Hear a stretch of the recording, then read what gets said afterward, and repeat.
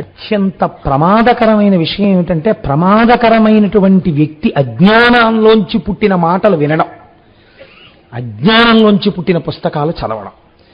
అందుకే పుస్తకం చదివే ముందు పెద్దల యొక్క ఆజ్ఞ తీసుకుని చదవాలి. మీ కంటితో చూసింది మీరు నమ్మండి. మీ కంటితో చూడందంతా సత్యమని ఆ పుస్తకాల్లోనూ ఉపనిషత్తులని వేదమని అవన్నీ ఏవో ఎవరెవరో చెప్పేస్తుంటే అవన్నీ విని నమ్మేస్తారా మీరు? ఎంత గొప్పగా బోధ చేస్తున్నారో చూడండి. అసత్యం చాలా అందంగా ఉంటుందండి. సంసారము సత్యము, నువ్వు సత్యం, నీ భార్య సత్యం, మీ ఇద్దరికీ పిల్లలు పుట్టడం సత్యం, వీళ్ళు సత్యం. ఇవేమీ కాదు. ఈ పిల్లాడికి కాళ్ళు పెట్టినవాడు వేరే ఉన్నాడు, చేతులు పెట్టినవాడు వేరే ఉన్నాడు, వాడిలో చైతన్యంగా ఉన్నవాడు వేరే ఉన్నాడు. అదంతా ఈశ్వర కృప. ఈశ్వర కృప వల్ల నాకు పిల్లలు పుట్టారు. ఏంటి అర్థం లేని మాటలు? ప్రత్యక్షంగా తెలుస్తోందా నీకు నీ భార్యకి కలిపి పిల్లలు పుట్టారని? ఈశ్వరానుగ్రహం ఎవడా ఈశ్వరుడు? ఇలాంటి తెలివి తక్కువ మాటలు మానేయండి. ఈశ్వరుడు గురించి ఉపకారాలు, పూజలు, కంటికి కనపడని వాడికి పూజలు చేయడం, కంటికి కనపడని వాడికి యజ్ఞాలు చేయడం, కంటికి కనపడని వాడికి యాగాలు చేయడం, నేతులు తీసుకొచ్చి కుమ్మరించేయడం, పాలు తీసుకొచ్చి పోసేస్తుండడం, ఇలాంటి పనులు చేయకండి. ఏం చేయాలో తెలుసా? బ్రహ్మణుడు అంత ఇంతే. అసలు నీకు ఇంకో విషయం చెప్పనా? చతుర్ముఖ బ్రహ్మగారు కూడా మీలాగే పుట్టారయా. ఆయన అంతే, మీలా పుట్టాడు, ఓ రోజున వెళ్ళిపోతాడు. ఆయన మీకు వరాలు ఇవ్వడమేటయా వెర్రేళ్ళు? కానీ ఆయనకి ఏదో కొద్దిగా కొంత శక్తి ఉంది, ఇప్పుడు మీకు కొంత శక్తి ఉంది, మీకన్నా కొంచెం తక్కువ శక్తి ఇంకోడికి ఉంది. మీకు రోగాలు లేవు, ఓడికి రోగాలు ఉన్నాయి. ఒకడికి ఆకలి ఉంది, నీకు ఆకలి లేదు. నీకు కడుపు నిండా తినడానికి ఉంది, వాడికి కడుపు నిండా తినడానికి లేదు. పుణ్యం అంటే ఏమిటో తెలుసా? ఇలా ఎక్కడైనా ఎత్తులు పల్లాలు ఉంటే కొంచెం దిద్దుతుండడం అంతే. నీకు అనిపిస్తే చెయ్యి పుణ్యం, అది కూడా అంతే. అంతే పుణ్యం అంటే. భీరునక భయం బాకట. ఎవడైనా భయంతో ఉన్నాడు అనుకో, నీకు ఇష్టం అయితే ఒరే నేను రక్షిస్తాను అంతే. అంతేగాని యజ్ఞం ఏమిటిరే? ఎందుకు ఆ పుణ్యం? ఎవడు చెప్పాడు నీకు చేయమని అన్నాడు? ఇది కదా కనపడుతోంది నీకు కళ్ళకి. వాడు భయంగా ఉన్నాడు కనపడుతోంది, వాడి భయం బాపు, అది సత్యం, అది అంగీకరిస్తాను. ఇవన్నీ నిజాలు అనుకున్నారు మహాప్రభు. హరిహరి చెప్తున్నాడు, ఇవన్నీ కోటేశ్వరారు చెప్తున్నారు, పురాణంలోనండి ఎలా ఉండమన్నారని చెప్పారు. రేపు నేను చెప్పట్లేదు, హరిహరిని ఇలా చెప్పి పాడు చేస్తున్నాడు, గుర్తుపెట్టుకోండి బాగా. కాబట్టి భీరునక భయం బాకట, గారింపబడిన జనునకు గ్రాసము. అన్నం లేకుండా ఉన్నవాడికి నీకు పెట్టాలనిపిస్తే అన్నం పెట్టు, వాడు తింటాడు. ఆకలి తీరింది అమ్మయ్యా నీకు దండం పెడతాడు, కనపడుతోంది, అది పుణ్యం అంటే. త్రిపురాసుర సంహారం అనేటటువంటిది ఒక గమ్మత్తు. ఎందుచేతనంటే అమ్మవారికి సాధారణంగా మనందరం పిలిచేటటువంటి పేరు త్రిపుర సుందరి. ఆయన త్రిపురాంతకుడు, ఆవిడేమో త్రిపుర సుందర, ఈయనేమో త్రిపురాంతకుడా. వీళ్ళిద్దరూ ఆది దంపతులా? వీళ్ళిద్దరూ ఇంతకాలం నుంచి ఇంత అందంగా దాంపత్యం వెళ్ళిపోతోందా? ఏమిటి ఆశ్చర్యం? అలా ఉంటుందా లోకంలో? భర్తేమో దాన్ని పాడు చేసేవాడు, భార్య ఏమో దాని చేత సౌందర్యవతిగా చెప్పబడినది. వీళ్ళిద్దరిది కలిపి ఆది దంపతులు. వాళ్ళిద్దరూ దాని విషయంలో ఏమీ దెబ్బలాడుకోరు, చక్కగా అన్యోన్యంగా కాపరం చేస్తారు. ఇద్దరి విషయంలోనూ ఈ త్రిపుర అనేటటువంటి మాట అనుసంధానం చేస్తారు. అసలు ఇంకా చెప్పాలంటే త్రిపుర అన్న పేరే ఉంది అమ్మవారికి. శంకరుడికి త్రిపుర అని పిలవరు, త్రిపురాంతకుడు అంటారు, త్రిపురములను అంతము చేసినవాడు అంటారు. ఇలా ఎందుకు జరిగింది తత్వంలో? అసలు ఆ త్రిపురాసురులెవరు? ఎవరో ఒక్క రాక్షసుల గురించి చెప్తారు తప్ప వాళ్ళ ముగ్గురి పేర్లని పక్కన పెట్టింది పురాణం. లోకం సాధారణంగా ఏమని పిలుస్తుందంటే త్రిపురాసుర సంహారం జరిగిందండి అంటారు. ఇందులో ముగ్గురికి 3 పేర్లు ఉన్నాయి, కానీ ఎవరి పేరు వాళ్ళకి పెట్టి వాళ్ళని అంతం చేసిన వాడిగా శివుణ్ణి పిలవరు. త్రిపురాంతకుడు, త్రిపురారి అని పిలుస్తూ ఉంటారు. అసలు అలాంటి పేరు ఎందుకు వచ్చింది? ఈ లీల వెనకాతల ఉన్నటువంటి తత్వమేమి అన్నదాన్ని మనం ఈశ్వరుని యొక్క అనుగ్రహము చేత కొంత పరిశీలన చేసేటటువంటి ప్రయత్నం చేద్దాం. మీరు తారకాసురుడి గురించి విన్నారు. తారకాసురుడు సుబ్రహ్మణ్యేశ్వర స్వామి వారి చేతిలో నిహతుడైనటువంటి రాక్షసుడు. లోకాల్ని చాలా కాలం బాధ పెట్టినటువంటి వాడు. ఆయనకు ఒక 3 కుమారులు. ఆ 3 కుమారులే పెద్దవాడి పేరు తారకాక్షుడు, రెండవ వాడి పేరు కమలాక్షుడు, మూడవ వాడి పేరు విద్యున్మాలి. ముగ్గురివి 3 పేర్లు. ఉపాధులు ఉన్నప్పుడు పేర్లు ఉండాలి కదండి, అందుకని ఏదో 3 పేర్లు పెట్టుకున్నాడు ఆయన అందంగా. ఇప్పుడు ఈ ముగ్గురికి తండ్రి తారకాసురుడు. ఈ తారకాసురుడు ఎవరి చేత వధింపబడినాడు అంటే సుబ్రహ్మణ్యుడి చేత వధింపబడినాడు. మీరు ఇక్కడ ఒక్క విషయం కొంచెం గుర్తు చేసుకోవాలి. తండ్రి పేరు చెప్పారు అంటే పురాణంలో మీరు ఏదో కొంచెం ఆలోచించవలసిన విషయం ఉంటుంది. అంటే చెప్పకుండా కూడా కుదరదనుకోండి. తారకాసురుడు తనకి చావు రాదు అని ధైర్యం ఎందుకు పెంచుకున్నాడు అంటే పరమశివుడికి వీర్యము స్ఖలనమైతే దాని వలన కుమారుడు సంభవిస్తే ఆ కుమారుడి వలన నేను మరణించాలని కోరుకున్నాడు. ఆయన నమ్మకం ఏమిటంటే శంకరుడు కాముని పట్ల శత్రుత్వం ఉన్నవాడు, ఆయన కామమునకు లొంగడు కనుక వీర్యము స్ఖలనము కాదు కాబట్టి కొడుకు పుట్టడు కాబట్టి తనకి మరణం లేదు. అంటే మరణము లేకుండా ఉండడం అన్నది కుదరదని బ్రహ్మగారు అన్నారు కాబట్టి ఆయన ఇంకొక వైపు నుంచి నరుక్కొచ్చాడు. ఇంత ప్రయత్నం చేసినా సుబ్రహ్మణ్యుడు ఆవిర్భవించాడు, తారకాసుర సంహారం జరిగింది. ఇప్పుడు ఆ కొడుకులు ఏ ఆలోచన పొందాలండి? ప్రపంచంలో మరణం అనేటటువంటిది శరీరమునకు సంబంధించిన విషయము. మీరు కేవలం ఆ ముగ్గురు గురించి మాట్లాడకండి. వాళ్ళ గురించి వాళ్ళు ఏదో చాలా అజ్ఞానంలో ఉన్నట్టు, వాళ్లే వరాలు అడిగినట్టు మీరు భావన చేస్తే చాలా తప్పు. పురాణ ప్రవచనము, పురాణము వినడము అనేటటువంటిది దేని కొరకు వస్తుందో తెలుసా అండి? మన అజ్ఞానాన్ని పోగొట్టుకోవడానికే వస్తుంది. శృతి స్మృతి పురాణము, ప్రమాణము శృతి, దానిలో చెప్పబడిన విషయమును ఆచరణలోకి తెచ్చుకొనుటకు స్మృతి, వేదములో చెప్పబడిన దాన్ని భూతద్దంలో చూపించి బాగా మనస్సులో నాటుకునేటట్టుగా చేయగలిగినటువంటి ఇతివృత్తముతో కూడినది పురాణము. అలాగని ఏదో ఒక కథ చెప్పచ్చా? కల్పిత కథతో చెప్పకూడదు. వంశానుచరితం చేయవ, యథార్థముగా జరిగినటువంటి విషయాన్ని మాత్రమే పురాణం మాట్లాడాలి. ఇప్పుడు తండ్రి చావు ఉండకూడదని ఎంత ప్రయత్నించినా చచ్చిపోయాడు.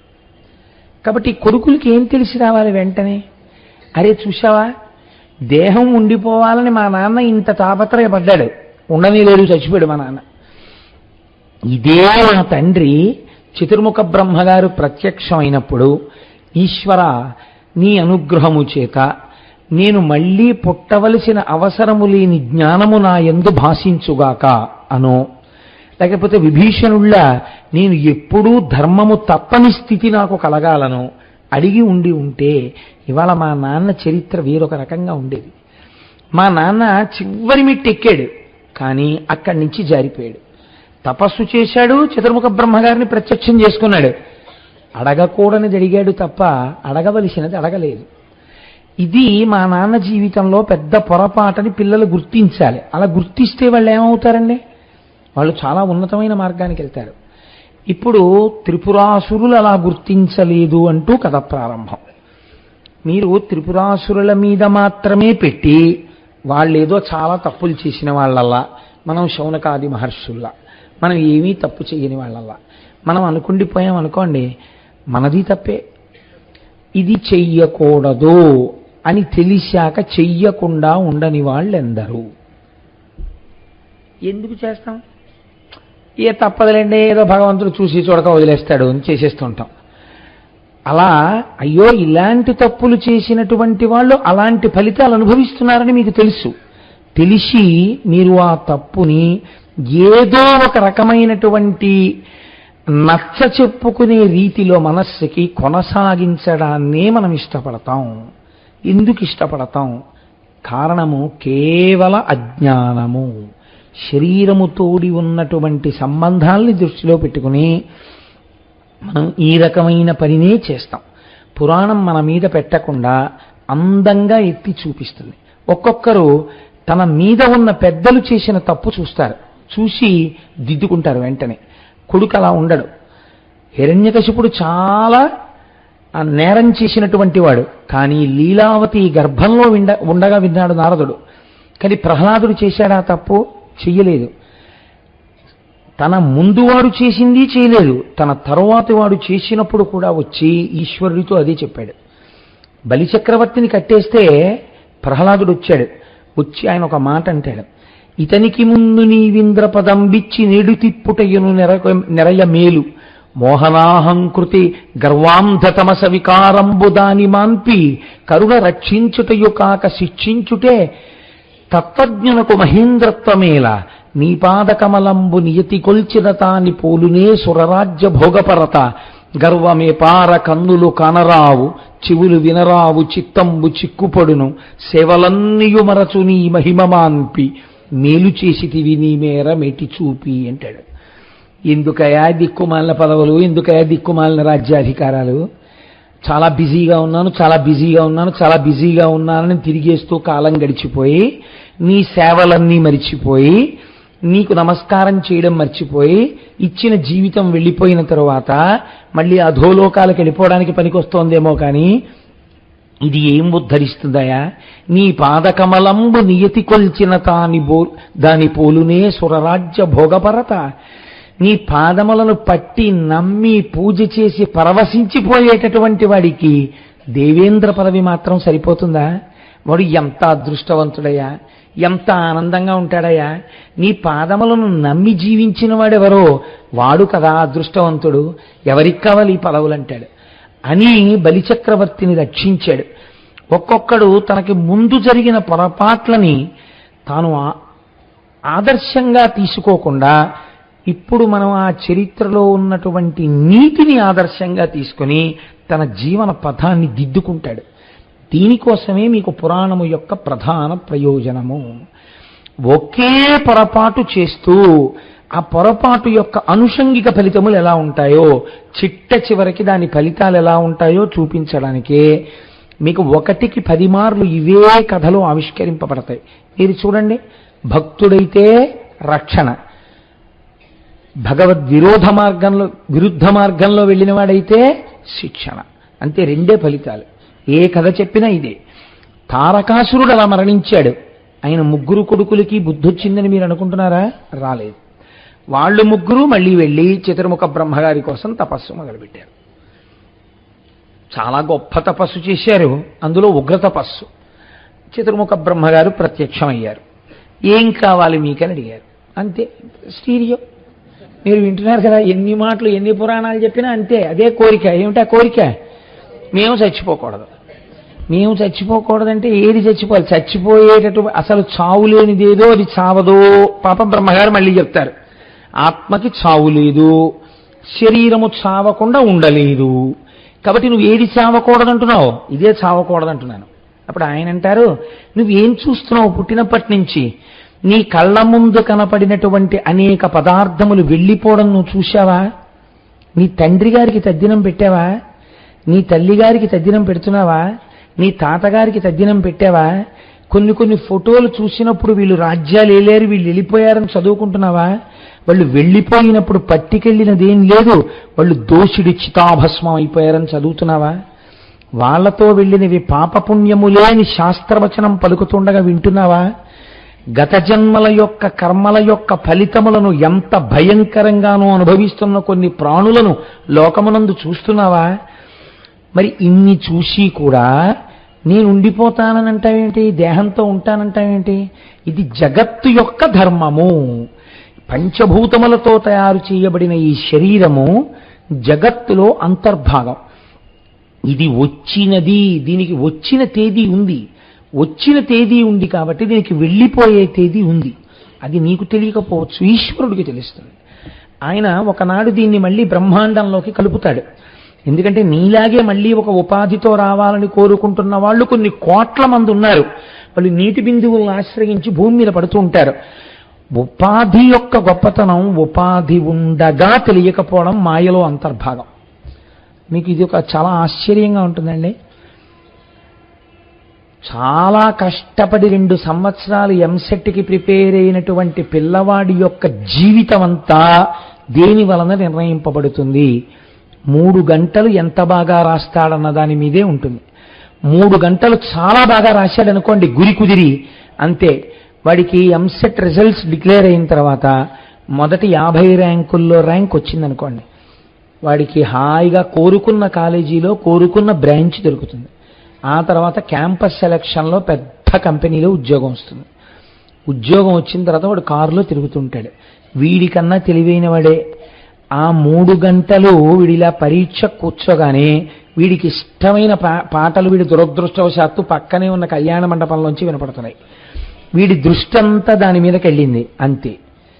మళ్ళీ 3 ఏళ్లు పోయేటప్పటికీ వీడు భానుగుడి జంక్షన్లో నిలబడి ఉండగా తనతో కలిసి చదువుకునే రోజుల్లో తనకన్నా తెలివి కొంచెం తక్కువ ఉన్నవాడు కారులో వెళ్ళిపోతూ భార్యతో సిగ్నల్ లైట్ పడితే ఆగి ఎరా బాగున్నావా అని డోర్ దింపి పలకరిస్తాడు. ఎందుకు వచ్చింది తేడా? ఆ 3 గంటల్లో వచ్చింది. మనుష్య ఉపాధి ఆ 3 గంటల లాంటిది. కోట్ల కోట్ల కోట్ల జన్మల తర్వాత ఈ ఉపాధి వచ్చింది. దీనితో మీరు నామము చెప్పగలరు, దీనితో మీరు పురాణమును వినగలరు, దీనితో మీరు ఈశ్వరార్చన చెయ్యగలరు. కానీ చెయ్యకపోతే ఏమవదు, భానుగుడి జంక్షన్లో నించుంటారు, కారులో వెళ్ళిపోయేవాళ్ళు వెళ్ళిపోతారు. కాబట్టి దీనితో ఈశ్వరుణ్ణి చేరేటటువంటి ప్రయత్నము ప్రధానముగా ఉండాలి. మిగిలినవన్నీ దానికి కలుపుకోవాలి. అది చాలా ప్రధానమైనటువంటి విషయం. కాబట్టి ఇప్పుడు ఆయన అన్నాడు దీని పేరు జగత్, మేము ఇంకో పేరుతో పిలవలేదు. జగత్ అంటే ఏమిటో తెలుసా? జ అంటే జాయతే, గ అంటే గచ్చతే, పుడుతుంది వెళ్ళిపోతుంది. ఇలా జగత్ అని ఏది పిలవబడిందో అది ఉండునది కాదు, అది సత్యము కాదు. అది కొన్నాళ్లే ఉంటుంది, ఆ తర్వాత ఉండదు ఇహ. కాబట్టి ఇప్పుడు మీకు మాంసనేత్రమునకు కనపడేటటువంటి జగత్తు ఏదైనా సరే కొంతకాలము తర్వాత వెళ్ళిపోవలసినదే. అది యుగాంతం వరకో కొన్ని వేల సంవత్సరాల వరకో అలా ఉంటుందని నమ్మకం ఉండదు. వేల సంవత్సరాలు ఉంటే మాత్రం సత్యం ఏంటి? వెళ్ళిపోయిందా లేదా కొన్నాళ్ళ తర్వాత? కాబట్టి జగత్తు వెళ్ళిపోతుంది, నువ్వు కూడా జగత్. ఈ శరీరము ఉండదు, అలా ఉండకూడదు కూడా. జర్జరీభూతం అయిపోతుంది కాలగతిలో. అయిపోయిన తర్వాత చాలా ఇబ్బంది పడిపోతావు. అప్పుడు ఆ శరీరంలో ఇంకా నువ్వు ఉండలేవు. ఎప్పుడు విడుదల పొందుతావా అని బాధపడతావు. కాబట్టి అలా అడగకూడదు. నువ్వు ఈ శరీరంతో ఉంటానంటావేంటే? అలా ఎవరికి ఇవ్వరు. నువ్వు ఇంత తపస్సు చేసిన తర్వాత నువ్వు అడగవలసింది ఏదైనా ఉంటే అడుగు, నీకు నేను ఇస్తానన్నారు. ఇప్పుడు వారికి ఏమర్థం అవ్వాలండి? బ్రహ్మగారి ఈ మాటలు చెప్పినప్పుడు ఏమర్థం అవ్వాలి? కాబట్టి ఇవన్నీ వెళ్ళిపోతాయి. వెళ్ళిపోని వస్తువు ఏదో ఉందంటున్నావు కదా, అది తెలుసుకునే అదృష్టం నాకి అనాలి. వాడు అలా అనలేదు. ఇది అజ్ఞానం అంటే. ఎన్ని విన్నా అర్థం లేని సంకుచిత తత్వంతో దెబ్బలాడుకునేటటువంటి స్థితి ఉంటుందే, అదే ఇలాంటి అజ్ఞానం అంటే. దానికి హద్దు ఉండదు. ఇంకా ఎన్ని వింటారో ఎన్ని చదువుతారో ఎందుకో నాకు అర్థం కాదు. నిష్ప్రయోజకత్వమైనటువంటి వాదులాటల వైపు వెడుతుంటారు. అసలైన సత్యవస్తు దర్శనం వైపుగా అడుగులు వెయ్యడు. అన్న అనుమానాలు ఎందుకు రావాలండి? ఉన్న వస్తువు ఒక్కటేని అంత స్పష్టంగా 1కి 10 మాటలు పురాణం చెప్తుంటే అడుగు తీసి అడుగేస్తే అనుమానాలు ఎందుకు వస్తాయి? దీని కొరకు అనుమానాలు? ఉన్న వస్తువు ఒక్కటే, ఆ వస్తువే పడుగేయి అని చెప్తుంటే అన్ని సందేహాలు ఎందుకు వస్తాయి? అసలు అంత స్పష్టంగా చెప్తే బ్రహ్మగారు వాళ్ళు అన్నారు. ఇదంతా విని బ్రహ్మగారికి వీళ్ళు బోధ చేశారు. ఎంత చిత్రంగా! అజ్ఞానానికి హద్దు ఉండదు. ఇది అవధులు లేని విషయం. కాబట్టి ఇప్పుడు వాళ్ళు అన్నారు సరసిజసూతి, పిలిచారు వాళ్ళని. ఓ కమలము నుండి పుట్టినవాడా, పిలవడంలో వెటకారం ఏమిటో తెలుసా అండి? అంటే నీకు పుట్టుకుంది కాబట్టి నువ్వు వెళ్ళిపోతావు. అంటే ఒక్కొక్కడి మాట్లాడే తీరు మీరు చూస్తే కడుపున్ రంపపు కోతకోయునది ఏ గాయాలు కాకుండినన్ అన్నారు. ఒక మనిషికి ఎనస్థీషియా ఇవ్వకుండా పడుకోబెట్టి అటొకడు ఇటొకడు నించుని రంపం పట్టుకుని కడుపుని కోసేస్తే ఎంత బాధ కలుగుతుందో అంతకన్నా బాధపడేటట్టు మాట్లాడడం జన్మతహా వస్తుంది ఒక్కొక్కడికి. అంటే రాక్షసాంశ. బ్రహ్మగారు వీళ్ళ యొక్క ఉన్నతిని ఉద్దేశించి ఆయన మాట్లాడారు. వీళ్ళన్నారు సరసిజసూతి. ఇందులో ఎంత వెటకారమో చూడండి. 2 పుట్టుకలు చెప్పారు వాళ్ళు. సరస్సులోంచి పుట్టిన దాంట్లోంచి పుట్టినవాడా, నీవు కడు సంపదలిచ్చిన భాగ్యమిచ్చినం తిరమగ ఆయు ఉన్న కదా. అయితే ఏమిస్తావు నువ్వు? మేము అడిగింది ఇవ్వలేవు కదా, తెలిసిపోతాను కదా. మేము దీంతో శాశ్వతంగా ఉండాలంటున్నాం, కుదరదు అంటున్నావు. కాబట్టి ఇప్పుడు మేమేం అడగాలని నీ ఉద్దేశం?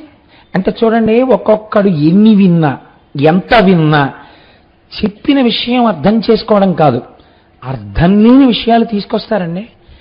అదే రాక్షసాంశ. ఎన్ని అక్కర్లేని విషయాలు సందేహాలు, లేకపోతే ఉత్తరాలు, 2 ప్రక్రియలు ఉంటాయి ప్రపంచంలో. కాబట్టి ఇలాంటి వాళ్ళ యొక్క మౌఢ్యాన్ని పురాణం ఎత్తి చూపిస్తోంది. నీవు కడ సంపదలిచ్చిన భాగ్యమిచ్చినం తిరముగా ఆయువున్న కదా. నువ్వు మాకు సంపదే ఇయ్యి, భాగ్యమే ఇయ్యి, ఎప్పుడు ఎవరి మీద పెడుతుందో. అసలు ఈ శరీరానికి ఆయుర్దాయం ఉంటే కదా, ఆయుర్దాయం అంటే ఇది బతికి ఉంటే కదా, వాళ్ళ ఏడుకి ఎంతసేపు ఇది ఉండాలని, ఇది ఉంటే కదా అనుభవించడం. దేకువనేకట తీర భోగముల్ మురియుచునంద చెల్లునది. నువ్వు ఇచ్చావయా ఐశ్వర్యం, ఇది వెళ్ళిపోతుంది. అది ఎవడో తింటాడు, ఇది వాడి బాధ. ఎంత చిత్రమో. నేను అడిగేస్తాననుకో, ఇచ్చేసాడనుకో, దీన్ని ఉంచనంటున్నాడు, ఇది వెళ్ళిపోయిందనుకో, ఇంకోటి తింటాడు. ఇప్పుడు వీడే తినాలి, ఇంకోటి తినకూడదు. ఇదో రాక్షసాంశ. ఎంత చిత్రంగా ఉంటాయో చూడండి. వీటికి హద్దన్నది ఉండదు. చచ్చిపోయే ముందు కూడా ఇంకా ఉండిపోయిన ఆ రూపాయి కోసమో ఆ పావలా కోసమో తాపత్రయమే తప్ప, అయ్యో నేను ఏమి ఈశ్వరార్చన చేశాను, నేను ఎక్కడికి వెళ్ళానన్నవాడు ఉండడు. అంతటి మహానుభావుడు అప్పయ్య దీక్షితుల వారు, అందరిలా కవిత్వం చెప్పలేకపోయాను, ఒక్క శ్లోకం చెప్పడానికి 3 గంటలు ఆలోచించాను, నన్ను అదృష్టవంతుణ్ణి చేశావు, 3 గంటలు ఆలోచిస్తే కానీ శ్లోకం చెప్పలేను కాబట్టి నీ గురించి ఎక్కువ ఆలోచించాను, నేను ధన్యుండన్నారు. తీర భోగముల్ మురిగిచునంద చెల్లునది భూరిగలేని ఎడం జనుండు సంబరపడి ఏమి బాపుకొనువాడో ఇరుంగుము నీ మనంబునన్. ఆయన్ని తెలుసుకోమని అడిగారు వాళ్ళు. ఏమిటయా మేము దీంతో ఉంటామంటే కుదరదంటే ఏంటి? ఏమిస్తావు అయితే? ఐశ్వర్యం ఇస్తావు, భోగాలు ఇస్తావు, రాజ్యాలు ఇస్తావు, సంపదలు ఇస్తావు, మాకేవో అనేకమైన భోగస్థానాలను చూపిస్తావు. అవన్నీ ఎప్పుడు అనుభవంలోకి వస్తాయి? ఇది ఉంటే. దీన్ని ఉంచవు, దీన్ని మాత్రం ఉంచదు, కుదరదు, వెళ్ళిపోవాలంటున్నావు. ఇప్పుడు మీరు ఇంకోటి అడగండి అంటున్నావు. అంటే మేము ఇది అడుగుతాం, అది ఇస్తావు, ఇది తీసేస్తావు. అంటే నీ తెలివితే అట్లా? అంటే మేము తెలివి తక్కువ అనుకుంటున్నావా? అంటే ఇది ఇవ్వనని ఎందుకు అంటున్నావు? ఇది ఇవ్వద్దా నువ్వు మేము తపస్సు చేసినప్పుడు? నిజంగా అవధుందండి ఈ అజ్ఞానానికి. బ్రహ్మగారు అన్నది ఒక్క మాట, ఆయన పరమసత్యాన్ని చెప్పారు. ఆయన వీడికి అర్థమైందా? వీడు ఎంత తిరగబడుతున్నాడో చూడండి పద్యంలో అని. ఆయన అన్నాడు, ఇదేమిట్రా నన్ను అడిగితే నేనేం చేస్తాను? అది లోకము యొక్క లక్షణం, జగత్తు యొక్క లక్షణం, అది పరబ్రహ్మం అలా నిర్ణయం చేసింది అంతే తప్ప నువ్వు అది ఇస్తావా, ఇది ఇస్తావా, ఇవన్నీ అనుభవించడానికి మాకు శరీరాలు ఇవ్వవా అని నన్నంటే నేనేం చేయను. పోనో పని చేయండి, ఎలా చచ్చిపోతారో మీరు అడగండి, ఇచ్చేస్తాను. పోనీ మీకు భోగాలు అనుభవించడానికి ఆయుర్దాయం కావాలంటున్నారు కదా, పోనీ మేము ఇలా చచ్చిపోతాం అని మీరు అడగండి, అలాగే చచ్చిపోతారు. కానీ ఇప్పుడు ఆయన ఇంకొక అవకాశం ఇచ్చాడు. ఇది పెద్ద మనస్సు, దీన్ని పెద్ద మనస్సు అంటారు. అందుకని బ్రహ్మగారు ఆధ్యక్షం వహించాడు. సాధారణంగా నాకు అందుకే పురాణం చెప్పేటప్పుడు బ్రహ్మ చెప్పాడు అనబుద్ధి. నేను ఎప్పుడు సాధారణంగా నాకు తెలిసి నేను అంత లేకిగా మాట్లాడినట్టు నాకు జ్ఞాపకంలో లేదు. నేను ఎప్పుడైనా బ్రహ్మగారి గురించి మాట్లాడితే బ్రహ్మగారు అంటుంటాను. కారణం ఏంటంటే నేను ఆ పురాణములు చదివినప్పుడు నా మనస్సులో ఆయన పట్ల పెంచుకున్న గౌరవం అటువంటిది. మహానుభావుడు ఎంతమంది రాక్షసులకు కనపడతారో ఆయన కనపడినప్పుడల్లా జ్ఞానబోధ చేస్తారు. ఫోన్లే మారుతారేమో అని చెప్తూనే ఉంటారు. వాళ్ళ అజ్ఞానమే వాళ్ళది. ఎన్ని తిరగబడి మాట్లాడతారో ఆయన్ని. అయినా మహానుభావుడు ఎంత దయాళువో. నేను చెప్పాను కదండి, ఉన్న బ్రహ్మమే బ్రహ్మగా, విష్ణువుగా, శివుడిగా కనపడుతుంటుంది. ఒకనాడు దీనిది పెద్దపీట, ఒకనాడు దానిది పెద్దపీట. ఎప్పుడు ఎలా పెద్దపీట వేస్తే బాగుంటుందో అలా పెద్దపీట వేస్తారు అంతే తప్పించి దానికి మనం గుండెలు బాధేసుకోవాల్సిన అవసరం ఏం లేదు. ఇప్పుడు మా ఇంట్లో నాకు పెళ్ళి అవుతోంది అనుకోండి, నాకు పెళ్ళైతే నాకు బుగ్గం చుక్కెడతారు, నాకు పారాణి రాస్తారు, పెళ్లి కొడుకు కదా అని నన్ను కారెక్కిస్తారు కదా, నన్ను కారెక్కిస్తారు. కానీ అదేంటి వాడి పెద్ద తండ్రిని నేనున్నాను, పిన తండ్రిని నేనున్నాను, వీడు కారు ఎక్కడం ఏంటి, వీడు బుగ్గం చుక్కట్టుకోవడం ఏంటి, వీడు పారాణి ఇట్టుకోవడం ఏంటి, వీడు పెళ్లి బట్ట కట్టుకోవడం ఏంటి, నే కట్టుకుంటానంటారేంటి మా పెద్దనాన్నగారు. అలా అనరు. నాకు పెళ్ళి అయిపోయింది, రేపు మా అబ్బాయి పెళ్లి చేస్తాను. మా అబ్బాయి పెళ్లి చేసేటప్పుడు ఏట్రా నిన్న కన్న తండ్రిని, నాకుండదేంటి ఈ ముచ్చటంతాను, నేను మీ అమ్మ కూడా బొగ్గను చొక్కలెట్టుకుని కారు ఎక్కుతాం, నువ్వు రా వెనకాల నడిచి అంటే మా అబ్బాయి ఏమంటాడు, బుద్ధి ఉందా లేదా నీకు బొగ్గ చొక్క ఏంటంటాడు. ఎప్పుడు ఎవరికి ఏ గౌరవం అప్పుడు వారికి ఆ గౌరవం. కొడుకు పెళ్లి కొడుకుగా ఉంటే అప్పుడు పెళ్లి కొడుకుగా కొడుక్కి గౌరవం, పెళ్లి కొడుకుగా తాతగారు ఉన్నప్పుడు తాతగారికి ఆ వైభవం, మళ్ళీ ఆయన షష్ఠి పూర్తి పీటల మీద కూర్చుంటే ఆ గౌరవం. తాతగారు షష్ఠి పూర్తి చాలా బాగుంది నీ చేసుకుంటానని మనవాడు అడగకూడదు, అడిగినా చెయ్యి కదండి. ఎప్పటికీ ఎవరికి ఏ గౌరవం ఎలా ఇచ్చి మనం దాని వలన పాఠం నేర్చుకోవాలో అలా నేర్పుతారు. ఒకసారి బ్రహ్మగారికి ఇస్తారు, ఒకసారి విష్ణువుకి ఇస్తారు, ఒకసారి శివుడికి ఇస్తారు. శివుడికి ఇచ్చినప్పుడు వినేసి విష్ణు భక్తులు గుండెలు బాధేసుకుని, విష్ణువుకి ఇచ్చినప్పుడు శివభక్తులు గుండెలు బాధేసుకుని, వీళ్ళిద్దరికీ ఇచ్చినప్పుడు బ్రహ్మభక్తులు గుండెలు బాధేసుకుని, ఇంకా ఎలా వెతికి ఎక్కడ అవకాశం దొరుకుతుంది గుండెలు బాధేసుకుందామంటే నీ గుండెలే నొప్పి. తత్వం తెలుసుకుంటే హాయ్, ఉన్న వస్తువే ఇలా గౌరవింపబడుతోందని ఆనందపడుతుంటాం.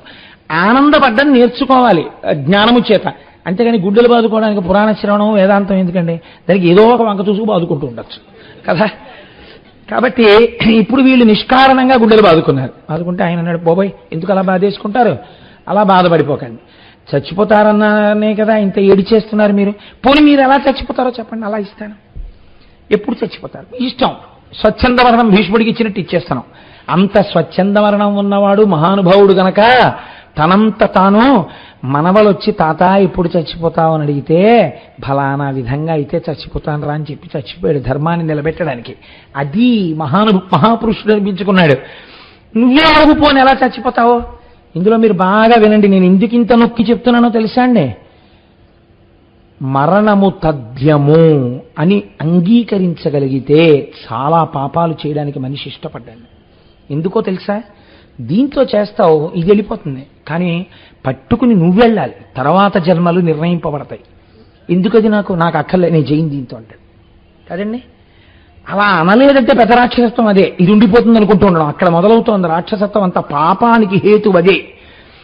అయితే మీరే అడగండ్రా అన్నాడు. అంటే వాళ్ళన్నారు, అయినను నీవు కాదనినా అక్కట ఏమి అనర్థము, నీ మానసత్వం ప్రకారమే అమర్చికొనందగు పైడి వెండి ఇంబౌ నగరంబులన్ మూడు కాదట కూరుపు అవి నేలపై ఆనక మీట తిరుగుచు విహారము చేయుచునుండగావలెన్.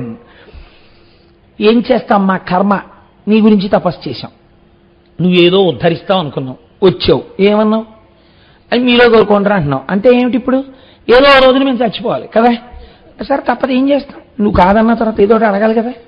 అంటే ఎవరిని ఉద్ధరిస్తున్నట్టు, బ్రహ్మగారిని ఉద్ధరిస్తున్నారు వీళ్ళు అడిగి. అయినా పాపం ఆయన ఏం అనలేదండి. సరే ఓ పని చేయి, అయినను నీవు కాదని అక్కట బాధపడిపోతున్నారు పాపం. ఏం చేస్తానులే, నువ్వు కాదంటే నీ శక్తి లేదంటే పోనీ అలాగే అడుగుతాం. ఏం చేస్తావు, ఒక బంగారు నగరం ఒకటి నిర్మించు, మయుణ్ణి పిలిచి, ఒక వెండి నగరం ఒకటి నిర్మించు, ఒక ఇనప నగరం నిర్మించు, మా ముగ్గురు అన్నదమ్ములం మూడింటిలో ఎక్కుతాం, ఈ మూడు ఆగకుండా తిరుగుతూ ఉండాలి ఆకాశంలో. మాకు ఎంత శక్తి ఉండాలంటే అందరినీ ఓడించేస్తాం. మేము ఆ నగరాలు తిరుగుతుంటే ఇదో వెర్రండి, వెర్రికి హద్దుండదు అసలు. భోగం అనుభవించడానికి ఒక చోట కూర్చుని అనుభవించచ్చు, పోని అలా తిరుగుతూ అనుభవిస్తేవాడు. అంటే వాడిలా అనుభవించేవాడు ఇంకోటి లేడని ఇంకోటి అనుకోవాలి. కాబట్టి ఎందుకు అలాగా అంటే, దానికి ఇలా చేయడం వల్ల ఉపయోగం ఉంటుందా అంటే దానికి ఏం హేతువు లేదు. పౌడర్ రాసుకోవాలనుకున్నారనుకోండి, మీరు చాలా ఇంపోర్టెడ్ పౌడర్ డబ్బా, ఎవరి దగ్గర లేని పౌడర్ మీరు తెచ్చుకున్నారనుకోండి, సంతోషమే, మీ ఇంట్లో కూర్చుని రాసుకున్నారనుకోండి, భోగం అనుభవించారు. మీరు పౌడర్ రాసుకుంటున్నారని ఊరంతా తెలియాలని మీరు వీధి గేట్లోకి వచ్చి కూర్చుని ఏమైనా అర్థం పట్టరా అని ఇలా వేసుకుని ఇలా రాసుకుని ఆ డబ్బా ఇలా ఇలా ఇలా ఇలా అన్ని అపార్ట్మెంట్లకి చూపిస్తే ఏమనుకోవాలి దాన్ని? అప్పుడు ఎవడో మీరు అంత భాగం అనుభవిస్తున్నాడు అనుకోరు, మీ అజ్ఞానం అనుకుంటారు కదండి. హద్దులేని అజ్ఞానం చూడండి. ఇప్పుడు అలా తిరుగుతూ ఉంటారు, అసలు భూమి మీద దిగర్త వాళ్ళు. మేము అలా తిరుగుతూ ఉంటాం, తిరుగుతూనే భోగాలన్నీ అనుభవిస్తాం, తిరుగు కళ్ళు తిరుగుతాయి నాకే. కాబట్టి కనీసం వచ్చేయి అంటే, ఎప్పుడు చచ్చిపోతారా మీరని అడిగాడు ఆయన. వాళ్ళు అది చెప్పట్లేదు, ముందు 3 నగరాలు అందులో తిరుగుతాం. సరే ఎలా చచ్చిపోతారు, నేను అది అడిగాను కదా మిమ్మల్ని, చెప్తావా ఉండు, ఎలా చచ్చిపోతాం అనుకుంటున్నావు? ఈ 3 పురాలు ఎప్పుడు ఒక గీతలోకి రాకూడదు, సరళ రేఖలోకి. అవి అలా అలా అలా అలా తిరుగుతూ ఉండాలి. 1000 దివ్య సంవత్సరాలకి ఒక్క క్షణం సేపు మాత్రం ఈ 3 పురాలు ఒకే సరళ రేఖలోకి వచ్చి నిలబడాలి. ఇలా నిలబడినప్పుడు మిట్ట మధ్యాహ్నం వేళ అభిజిత్ ముహూర్తంలో చంద్రుడు పుష్యమీ నక్షత్రంలో ఉండగా పుష్కళావర్తక మేఘాలలోంచి వర్షం కురుస్తుంటే ఇత పూర్వం ప్రపంచంలో ఎక్కడా లేనటువంటి ఒక కొత్త రథం ఎక్కి ఇత పూర్వం లోకంలో ఎవరూ ఇంతకుముందు పట్టుకోనటువంటి ఒక అపూర్వమైనటువంటి ధనస్సు పట్టుకుని ఒకే బాణంతో ఒకేసారి విడిచిపెట్టి దేవతా సార్వభౌముడైన వాడు ఆ 3 పురాలు ఒక్క క్షణం ఇలా సరళరేఖలో ఉండగా కొట్టేస్తే మేము చచ్చిపోతాం. ఆ క్షణంలో ఒక్క బాణంతో అటువంటి రథం మీద అటువంటి వాడు కొట్టకపోతే మళ్ళీ మేము బతికేస్తాం. ఇంత కాసేపట్లో ఎంత ఆలోచించారా అనుకుని మహానుభావుడు తథాస్తు. ఇప్పుడు ఇవ్వనంటే ఇంకేమైనా ఉందండి? జగత్ప్రళయమే. ఎంత పేచియో వద్దురా, నీకొచ్చింది ఇంతోటి సీటు, డొనేషన్ కడితే వచ్చిన సీట్రా, నీకెందుకురా హీరో హోండా ప్యాషన్ ప్లస్ 50,000 రా, వద్దురా అంటే అది లేకపోతే నాకు నాన్నగారు మ్యాథమెటిక్స్ ఆన్సర్లు రావట్లేదంటాడు అంతే కొడుకు. ఎంత నాకు ఇండిగ్నిఫైడ్ అండి. అందరూ వాటి మీద వస్తున్నారు, నన్ను ఎక్కించుకెడుతున్నారు వెనకాల. నాకెంత సిగ్గుచేటు. కొనవలసిందే. నువ్వు అప్పే చేస్తావో విఆర్ఎస్ఏ పెట్టేస్తావో, నాకు కొంటేనే పెడతా కాలేజీకి అంటే ఏం చేశాడు? వద్దురా అంటే ఏం చేస్తాడో అందుకని అపఖ్యాతి పడలేక ఇచ్చాడు. 3వ రోజు ఫోను, మీ అబ్బాయి ఫలానా హాస్పిటల్లో ఇంటెన్సివ్ కేర్ యూనిట్లో ఉన్నాడు, లెక్క పెట్టగలిగినన్ని ఎముకలు కాకుండా ఒకటి ఎక్కువ విరిగిపోయిందని. మళ్ళీ పాపం 2 ఏళ్ళు ఈయన వైద్యం చేయించాడు. కర్మ. ఇలాగే ఉంటాయి రాక్షసుల వరాలు. తండ్రి ఎలా లొంగుతాడో చతుర్ముఖ బ్రహ్మగారు అలాగే లొంగుతాడు. సరే తథాస్తు, అలాగే చేయండి. కానీ నాన్న ఇది కొంచెం అపూర్వమైన వరం, మీ అంత తెలివైన వాడిని ఇంతకు ముందు నేను చూడలేదు. చాలా మంది అడిగారు నన్ను, ఇలా ఎవరు అడగలేదు, మీరే అడిగారు. నేను ఇచ్చాను కానీ కొంచెం జాగ్రత్తగా వాడుకోండి అంటాడంతే. పాపం హ్యాండిల్ విత్ కేర్ అంటుంటాడు ఆయన, ఎవడు దాన్ని పట్టించుకోడు. కాబట్టి ఇప్పుడు ఏమైంది అంతే, వాళ్ళు వెంటనే ఎక్కడికి వెళ్ళిపోతారండి? అమరావతి మీదకి వెళ్ళిపోతారు. వెంటనే భోగస్థానాలు కావాలి వాళ్ళకి. కాబట్టి వెళ్ళి ఆ భోగస్థానాల దగ్గరికి వెళ్ళి దేవతలందరినీ ఓడించేసి అక్కడితో ఊరుకోరు. వచ్చినటువంటి పెద్ద ఇబ్బంది ఏమిటంటే శరీర బలమునందు తాదాత్మ్యత అంటే అర్థం ఏమిటో తెలుసా అండి? శరీరము యొక్క బలము చేత అవతలవాడు బలహీనుడు అని నిరూపింపబడితే నాకు బలం ఉన్నది అన్న ఆనందం నిలబడుతుంది కదండి. దేహబలం ఉన్నది అన్నది ఇప్పుడు బాగా సంతోషం. దేహబలం ఉన్నది అన్న సంతోషం అవతలవాడు బలహీనుడు అని నిరూపింపబడుతుంటే. కాబట్టి ఇప్పుడు ఏం చేయాలి? వెళ్ళి కొడుతుండాలి అనవసరంగా అందరినీ. వాడు ఏం చేయాలి? ఎంత కొడుతున్నా బాబా మిమ్మల్ని మీ జోలికి మేమేం రాగలమండి అని ఏడుస్తూ వెళ్ళిపోతూ ఉండాలి. ఈ వెర్రి రాను ఎక్కువైపోతుంది. ఎందుకని? మమ్మల్ని ఎవడేం చేస్తాడు, మాకు చావు ఎక్కడుంది? కాబట్టి ఇప్పుడు వాడికి భయం లేదు, మృత్యుభయం లేదు వాడికి. మృత్యుభయం జ్ఞానికి ఉండదు, అజ్ఞాని వరం చేత పొందాడు. కానీ ఇది వీడి పాపం పెంచడానికి పనికొస్తుంది. అది దేహబాధలు కూడా మరిచిపోయి సాక్షిగా ఉండడానికి పనికొస్తుంది. ఎంత తేడా వచ్చేస్తుందో చూడండి. కాబట్టి ఇప్పుడు ఏం చేయాలి? తన బలం నిరూపించుకోవడానికి అందరినీ వెళ్ళి కొడుతుండాలి. వీళ్ళ దృష్టిలో బాగా బలమైన వాళ్ళు ఎవరు అంటే వర్షము కురిపించగలిగిన వాడు, ఆయనకు అధికారం ఉంది. కాబట్టి ఇప్పుడు ఏం చేయాలి? ఆయన కొట్టి తీసుకొచ్చి కూర్చోబెట్టి నేను చెప్పినప్పుడు కురిపించే వర్షం అనాలి. అంటే ఇప్పుడు ఆయన మంచి వేసం కాలంలో పిలిచే వాన కురిపించవా అంటాడు, అంటే కురిపించాలంతే. అంటే ఇప్పుడు ఏంటి? బలమున్న వాళ్ళందరూ తన కింకరులు అయ్యారు. అంటే ప్రకృతిని శాసిస్తూ ఉంటాడు. కాబట్టి ఇప్పుడు ఈ రాక్షసులందరూ ఏం చేస్తారు?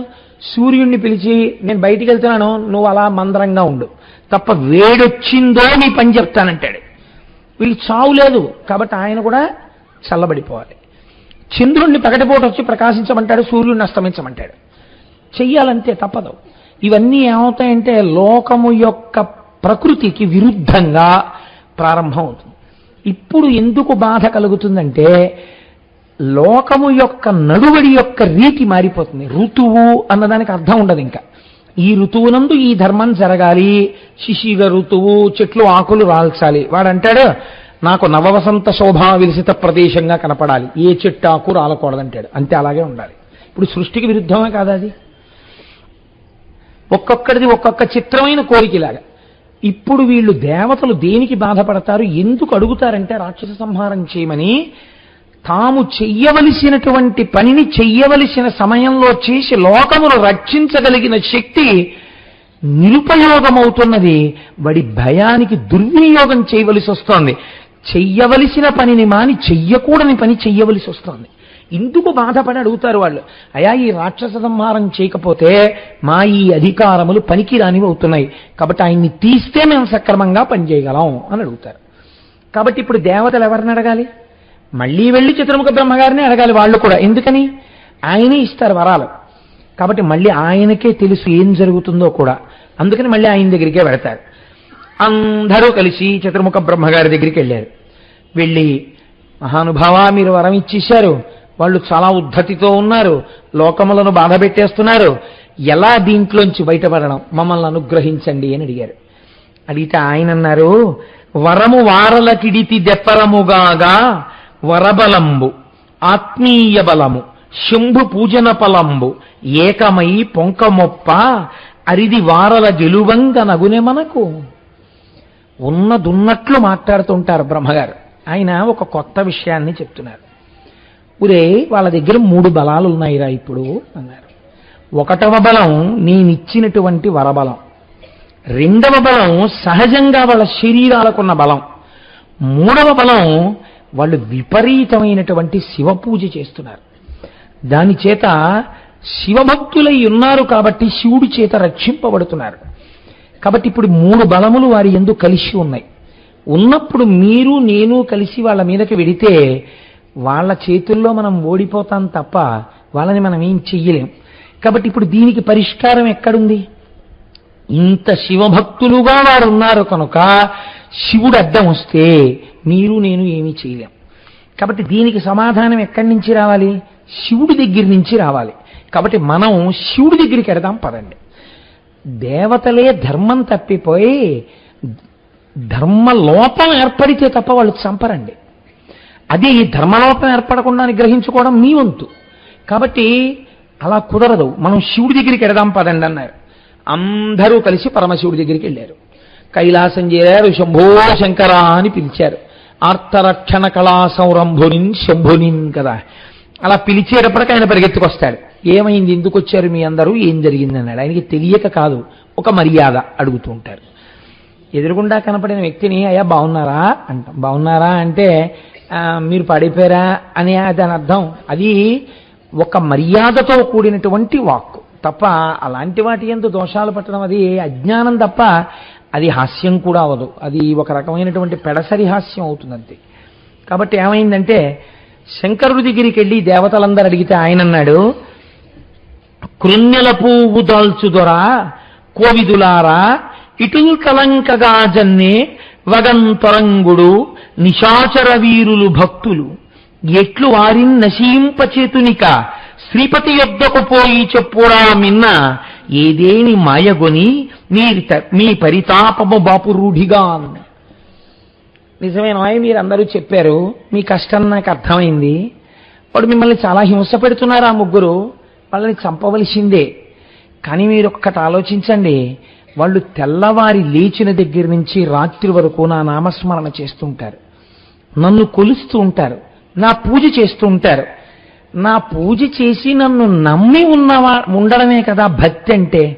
ఖచ్చితంగా దుర్వినియోగం అయిపోతుంది ఆ భక్తి. కానీ వాడు పరమభక్తుడై ఉండగా వాణ్ణి వెళ్ళి చంపడం అన్నది మాత్రం నాకు విరుద్ధమైన విషయం. నేను చంపను. ఆయనే ఎందుకు చంపాలండి? వాళ్ళు మాట అడిగారు, దేవతా సార్వభౌముడు చంపాలి మమ్మల్ని అన్నారు. దేవతా సార్వభౌముడు పరమేశ్వరుడు. కాబట్టి ఇప్పుడు పరమశివుడు వెళ్ళాలి, ఇంకొకరెడితే చావడం. కాబట్టి నేను వెళ్ళను. అయితే మీకు చిన్న మార్గం చెప్తాను. ఎవడు చాలా భక్తి తత్పరులై వాళ్ళు తన యందుంటే వాళ్ళు తన పట్ల భక్తి లేకుండా పాడైపోయే మార్గం ఈ రూపంతో నేనే చెప్పకూడదు, నేనే ఇంకో రూపంతో కూడా ఉంటాను. ఆ రూపాన్ని అడగండి, అది చెప్తుంది ఆ మాయ ఏమిటో. అదే విష్ణు రూపం కదండి. ఆ ఈశ్వరుడైనా మరి బ్రహ్మగారైనా విష్ణువైనా శివుడైనా. కాబట్టి ఇప్పుడు ఆయన అన్నాడు, నాకు భక్తులుగా ఉండగా చంపలేను అంటే ఏమిటి దాని అర్థం? నాకు భక్తులు కాకుండా పోతే చంపేస్తాను. అలా ఎలా అయిపోతారో నేను చెప్పకూడదు, బాగుండదు. వాళ్ళు నన్ను భక్తితో కొలుస్తుంటే వాళ్ళకి నా భక్తి ఎలా పోతుందో ఎలా చెప్తాను? విష్ణుమూర్తిని అడగండి, ఆయన చెప్తాడు. ఈ చెప్పడంలో వెటకారం ఉందని మీరు అనుకుంటున్నారా? లోకములను రక్షించేటటువంటి హేతు ఉంది, కానీ తన భక్తులయ్యుండగా ఈ స్వరూపంతో చెప్పకూడదు. శివుడిగా విష్ణు రూపంతో చెప్పచ్చు, అదే బ్రహ్మం. వాడి దృష్టిలో విష్ణువు వేరు, శివుడు వేరు. కాబట్టి వాడు అలా అన్నాడు. వాడు నేను శంకర భక్తుడినే కానీ విష్ణు భక్తుడిని కానన్నాడు. కాబట్టి అట్నుంచి రావచ్చు ఈ మాట. కాబట్టి ఆయన్ని చెప్పమనండి, ఆయన ఏదో ఒక మాయ చేస్తాడు, చేసి మిమ్మల్ని రక్షిస్తాడు. మీరు చూడండి, మనం ఓ మాట అంటూ ఉంటాం, ఏమండి అనుకోకుండా ఎలాగో అక్కడ దాకా వెళ్తున్నాను, అనుకోలేదండి తిరుపతి ఏమో నన్ను 2 రోజులు ఆఫీస్లో ఏదో పని మీద పంపిస్తున్నారు, ఎలాగో తిరుపతి వెళ్తున్నాను కదా, ఒక్కసారి కొండ మీదకి వెళ్ళి దర్శనం చేసుకుందాం అనుకుంటున్నాను, ఏమీ టికెట్లు లేవు, రేపే బయలుదేరిపోతున్నాను. తిరుపతిలో మీకు తెలిసినవారు ఎవరైనా ఉంటే కొంచెం ఏమైనా దర్శనానికి ఏర్పాటు చేసి పెడతారు ఏంటండి అన్నారు అనుకోండి, మీకేం పర్వాలేదు ఉండండి అని చెప్పి ఏదో సెల్ నెంబర్కి ఫోన్ చేసి ఎవరితోనో మాట్లాడతారు, రమ్మనండి నేను చూసుకుంటాను, వచ్చి బలానా చోట కలవమనండి అన్నారు అనుకోండి. ఈయన ఏమంటాడు, ఓ మాట అంటాడు, మీకేం పర్వాలేదండి, ఇగో నీ నెంబర్ ఇస్తున్నాను కదా, మీరు కొండ మీదకి వెళ్ళి ఫోన్ చేసి ఆయన్ని కలవండి, ఆయన చూసుకుంటాడంత, ఆయన ఏదో ఒకటి చేస్తాడులేండి అంటారు. ఏదో ఒకటి చేస్తాడులేండి అంటారు. ఏదో ఒకటి చేస్తాడులేండి అంటే ఏదైనా చేసి దర్శనం చేయిస్తాడు కదా. ఏం చేశారన్నది మీకు అనవసరం, మీరు దర్శనానికి వెళ్ళాలంతే, మీ ప్రయోజనం నెరవేరుతుంది. కాబట్టి ఆయన ఏదో చేస్తాడులేవయా మాయా, మీరు వెళ్ళండి అన్నాడు ఆయన. అంటే మీకు అర్థం కాంది అది, కాబట్టి మీరు వెళ్ళండి అక్కడికి అన్నాడు. చాలు, పోనీ నువ్వు చంపకపోయిన దారి చెప్పావు, ఇప్పుడు ఆయన చేస్తాడు, చేశాక వాళ్ళు దారి తప్పుతారు, అప్పుడు నువ్వు వస్తావు, అప్పుడు వస్తానులే నీ దగ్గరికి అని మనసులో కృతజ్ఞత చెప్పుకుని వీళ్ళందరూ మళ్ళీ ఎక్కడికి వెళ్ళిపోయారు, వైకుంఠానికి వెళ్ళిపోయారు. వెళ్ళిపోయి శ్రీమన్నారాయణుణ్ణి కీర్తించారు. ఆయన ప్రత్యక్షమయ్యారు. ఏం కావాలి మీకన్నారు, తెలియనట్టు అడుగుతుంటారు, అన్నీ తెలుసు. మళ్ళీ కథ అంతా చెప్పారు. ఆహా, శంకరుడు పంపాడా, నిజంగా వాళ్ళ మధ్య భేదాలు ఉంటేనండి ఆయన చెప్పడండి నేను విన్నాడు, మనం చంపితే చంపమల్లా అదే మానేమను, నా దగ్గరికి పంపిస్తే నేనేం చేస్తాను అనుకున్నాడు అనాలి.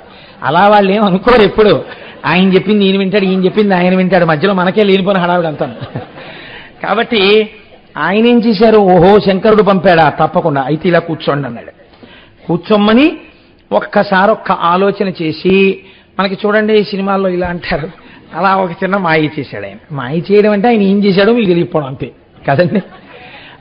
అందుకని ఆయన చేశాడు అంటే లోపల ఒక సంకల్పం చేశాడు. ఆయన సంకల్పము చేత ఆయన చేయగలిగిన సృష్టి మీకు తెలియదు, అంతే మాయ అంటేను. ఆయన అంతటి శక్తివంతుడు. ఇప్పుడు ఆయన సంకల్పము వలన ఒక పురుషుడు పుట్టాడు. ఆయన ఎలా ఉన్నాడు, ముండితమైన ఎట్టి శిరమున్ కడు మాసిన ఎట్టి వల్వలున్ దుండమునందు బేల్కయును దోస్థలి బుంచికయున్ దలిర్పగా దండిగ ధర్మయనిదా స్మరించుచు ఒక్కడచ్యుతు నిండగు భక్తిమై తరసి నెక్కని మెక్కి అనుజ్ఞనడ్డుడున్. అంతలో ఒకడు పుట్టాడు. వాడు బోడిగుండుతో ఉన్నాడు, మాసిపోయినటువంటి బట్టలు కట్టుకున్నాడు, ఓ మాసిపోయిన గుడ్డొకటి భుజం మీద వేసుకున్నాడు, చేతిలో పుర్రె పట్టుకున్నాడు, ధర్మము ధర్మము అంటున్నాడు పుడుతూనే. వెంటనే స్వామి అన్నారు, శ్రీ మహావిష్ణువు నీకు నేను పేరు పెడుతున్నాను రే బారసాల. బారసాల అంటాం, బారసాల కాదు బాలసారి దాని పేరు. ఆయన అన్నారు అరిహన్ అని నీకు పేరు పెడుతున్నాను. నువ్వు ఇప్పుడు చేసేటటువంటి పని తక్కువ, నీ ప్రబోధాలు లోకంలో బాగా ప్రచారంలోకి వచ్చి కలిపురుషుడికి బాగా పనికొస్తాయి కలియుగంలో. కాబట్టి ప్రస్తుతానికి నువ్వు ఒక్క పని చెయ్యాలి. ఏం చెయ్యాలో తెలుసా, అరిహన్నామము దాల్చి హరు ఒప్పుము చోటు నీకు అమరిచదా ముందరసి 16 వేలుగా అరుదగునొక మోహశాస్త్రం అమరింపు వెసన్. 16,000 శ్లోకాలతో వైదిక ధర్మాన్ని పక్కన పెట్టేస్తూ సనాతన ధర్మం యొక్క దారి తప్పిపోయేటట్టుగా, వినడానికి చాలా అందంగా ఉండేటట్టుగా, అబ్బా ఇలాంటి శాస్త్రాన్ని నమ్ముకోవడం చాలా తేలిక, ఇలా అయితే మనం తొందరగా మోక్షానికి వెళ్ళిపోవచ్చు అనిపించేటట్టుగా, అది ఎవడాచరించాడో వాడు పతనమైపోయేటట్టుగా, చక్కగా తేనె రాసినటువంటి విషంలా నువ్వు 16,000 శ్లోకాలతో ఒక సిద్ధాంతాన్ని తయారు చేసుకుని త్రిపురాసురులు పరిపాలిస్తున్న పట్టణాలకెళ్ళి నువ్వు ఒక పెద్ద ఇతి పురుషుల్లా కూర్చుని ఈ ప్రబోధం మొదలుపెట్టు. మొదలు పెడితే క్రమక్రమంగా సనాతన ధర్మంలో ఉన్న వాళ్ళు అటువైపుకు వెళ్ళడం మొదలు పెడతారు. వారి ధర్మము లుప్తమైపోతుంది. వారి ధర్మము లుప్తమైపోగానే వారిని సంహరించడానికి శివుడు వస్తాడు. కాబట్టి నువ్వు వెళ్ళి ఆ బోధ చెయ్యన్నారు. విచిత్రం ఏమిటంటే ఈయన వెళ్ళాడు త్రిపురాసురుల దగ్గరికి. వెడితే ఎవ్వడూ ఈయన బోధ వినలేదు. క్షాతల వైద్యం బోధ అన్నారు. ఆయన తిరిగి వచ్చేసాడు. ఎవరు వింటలేదండి అక్కడ ఈ బోధ, చెప్దామని ఎవరినైనా పిలిచి మొదలెట్టి మొదటి శ్లోకం చెప్పగానే నోరు మొయ్యి, ఏమిటి బోధ, సనాతన ధర్మం గొప్పదని వెళ్ళిపోతున్నారు, నన్ను ఏం చేయమంటారని అడిగాడు. మళ్ళీ ఒక్కసారి శ్రీమన్నారాయణుడు ఆలోచించి ఇది గొప్పది అని ఓ పెద్ద ఆయన సర్టిఫికెట్ ఇస్తే మిగిలిన వాళ్ళు నమ్మేస్తారు. కాబట్టి ఇప్పుడు ముందు లోకాలు నిలబడాలి ఈ త్రిపురాసురుల నుంచి. కాబట్టి లోకరక్షణార్థము నారదా నువ్వు ఈ పని చెయ్యవలసిందే. ఒక్కొక్కసారి ధర్మము ఎంత గమ్మత్తుగా ఉంటుందో తెలుసా అండి. మీరు ఒక చిన్న అధర్మాన్ని చేసి ఒక పెద్ద ధర్మాన్ని ఆవిష్కరించారనుకోండి, అప్పుడు ఈ చిన్న అధర్మము లెక్కలోకి రాదు. పెద్దగా చేసినటువంటి ధర్మము ఏది ఉందో అది ఆవిష్కరించడానికి మీరు ఇది చేశారు కాబట్టి ఇది పక్కకి వెళ్ళిపోతుంది. ఇదే చెప్పాడు ఆయన నారదుడితో, ఇదే చెప్పాడు ఆయన ఆ వచ్చినటువంటి అరిహన్మునితోటి. మీకు దీని వలన లోటు రాదు. ఎందుకని? దీని కారణం ఏంటి? అవతల త్రిపురాసుర సంహారం జరగాలి. అందుకని నేను మిమ్మల్ని బోధ చేయమంటున్నాను. కాబట్టి నారద నువ్వు బయలుదేరి వెళ్ళి త్రిపురాసురుల దర్శనానికి వెళ్ళు. వెంటనే త్రిపురాసురులు ఏం చేస్తారు? లేచి నిలబడి నీకు నమస్కారం చేస్తారు. వాళ్ళకి చెప్పవలసిన మాటలేవో నువ్వు చెప్పి మార్గాన్ని సుగమం చెయ్యి అన్నారు. ఇప్పుడు అరిహన్ముని త్రిపురాసురులలో ఒకటి దగ్గరికి చేరాడు. ఎందుకైనా మంచిది, పెద్దవాడి దగ్గరికి వెళ్తే మిగిలిన వాళ్ళు మాట వింటారు కదా అని చెప్పి తారకాక్షుడి దగ్గరికి వెళ్ళాడు. వెళితే ఆయన లేచాడు, నమస్కారం చేశాడు, కూర్చోబెట్టాడు. ఏమిటి మహర్షి ఇలా వచ్చారన్నాడు. అయ్యయ్యో ఏమిటో నీకు తెలీదా, నీ రాజ్యానికి ఒక మహాపురుషుడు వచ్చాడయా, ఎంత గొప్ప సిద్ధాంతం చెప్తున్నాడో, ఎటువంటి దీక్షలు ఇస్తున్నాడో నీకు తెలీదా, ఇప్పుడే నేను ఆ దీక్ష తీసుకొచ్చాను. ఎంత గొప్పవాడయా మహానుభావుడు కారణజన్ముడు అని. అలాగా, ఎక్కడున్నాడండి అని. అదిగో ఫలానా చోట కూర్చున్నాడు. అయితే ఆయన్ని పిలిపించండి అంతఃపురానికని పిలిపించారు. పిలిపించి ఆ అరిహన్ముని ప్రబోధం చెయ్యమని అడిగాడు. ఏమిటండి మీరు చెప్పేది చెప్పండి అని అడిగాడు. నారదుడు చెప్పాడు కదండి, ఇప్పుడు దానికి ఒక సర్టిఫికెట్ మోరు పడిపోయింది. అందుకని వింటున్నాడు త్రిపురులు. మీరు బాగా జ్ఞాపకం పెట్టుకోండి, త్రిపురాసుర సంహారమునందు పతనమునకు కారణమేది. నేను మీరు క్షమిస్తే మీకు ఒక్క మాట చెప్తా. ఎవరు పడితే వాళ్ళు తెలిసి తెలియక రాసిన పుస్తకాన్ని తెచ్చి మీరు ఇంట్లో పెట్టుకుంటే కొన్ని తరాలు దెబ్బతింటాయి. ఎందుకో తెలుసా అండి? హద్దులేని అజ్ఞానం శాశ్వత రూపాన్ని పొందుతుంది ప్రింట్లో. వేళంబరానికి పుస్తకాలు రాస్తారు. నేను అలా అన్నానని నన్ను క్షమించండి. నేను కొన్ని పుస్తకాలు చదివి నాకు ఎంత కోపం వచ్చిందంటే, మా ఆఫీసులో కొంతమందిని తీసుకొచ్చి ఇవి నిజమా అని అడిగాను. రామాయణం మీద ఒక ఆవిడ ఒక పుస్తకం రాసింది.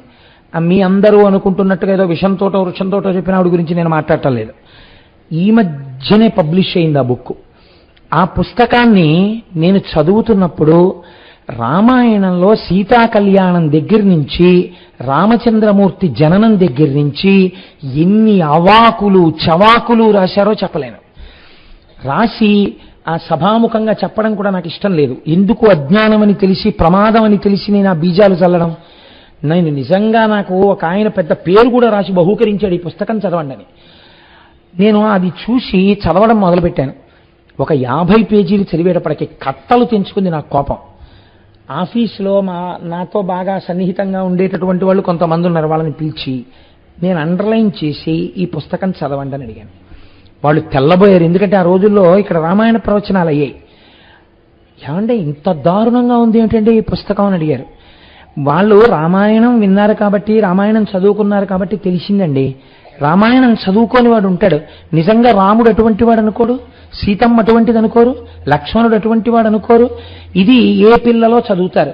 వాళ్ళ జీవితం ఎంత పాడైపోతుంది మీరు ఆలోచించండి. అత్యంత ప్రమాదకరమైన విషయం ఏమిటంటే, ప్రమాదకరమైనటువంటి వ్యక్తి అజ్ఞానంలోంచి పుట్టిన మాటలు వినడం, అజ్ఞానంలోంచి పుట్టిన పుస్తకాలు చదవడం. అందుకే పుస్తకం చదివే ముందు పెద్దల యొక్క ఆజ్ఞ తీసుకుని చదవాలి. మీ కంటితో చూసింది మీరు నమ్మండి.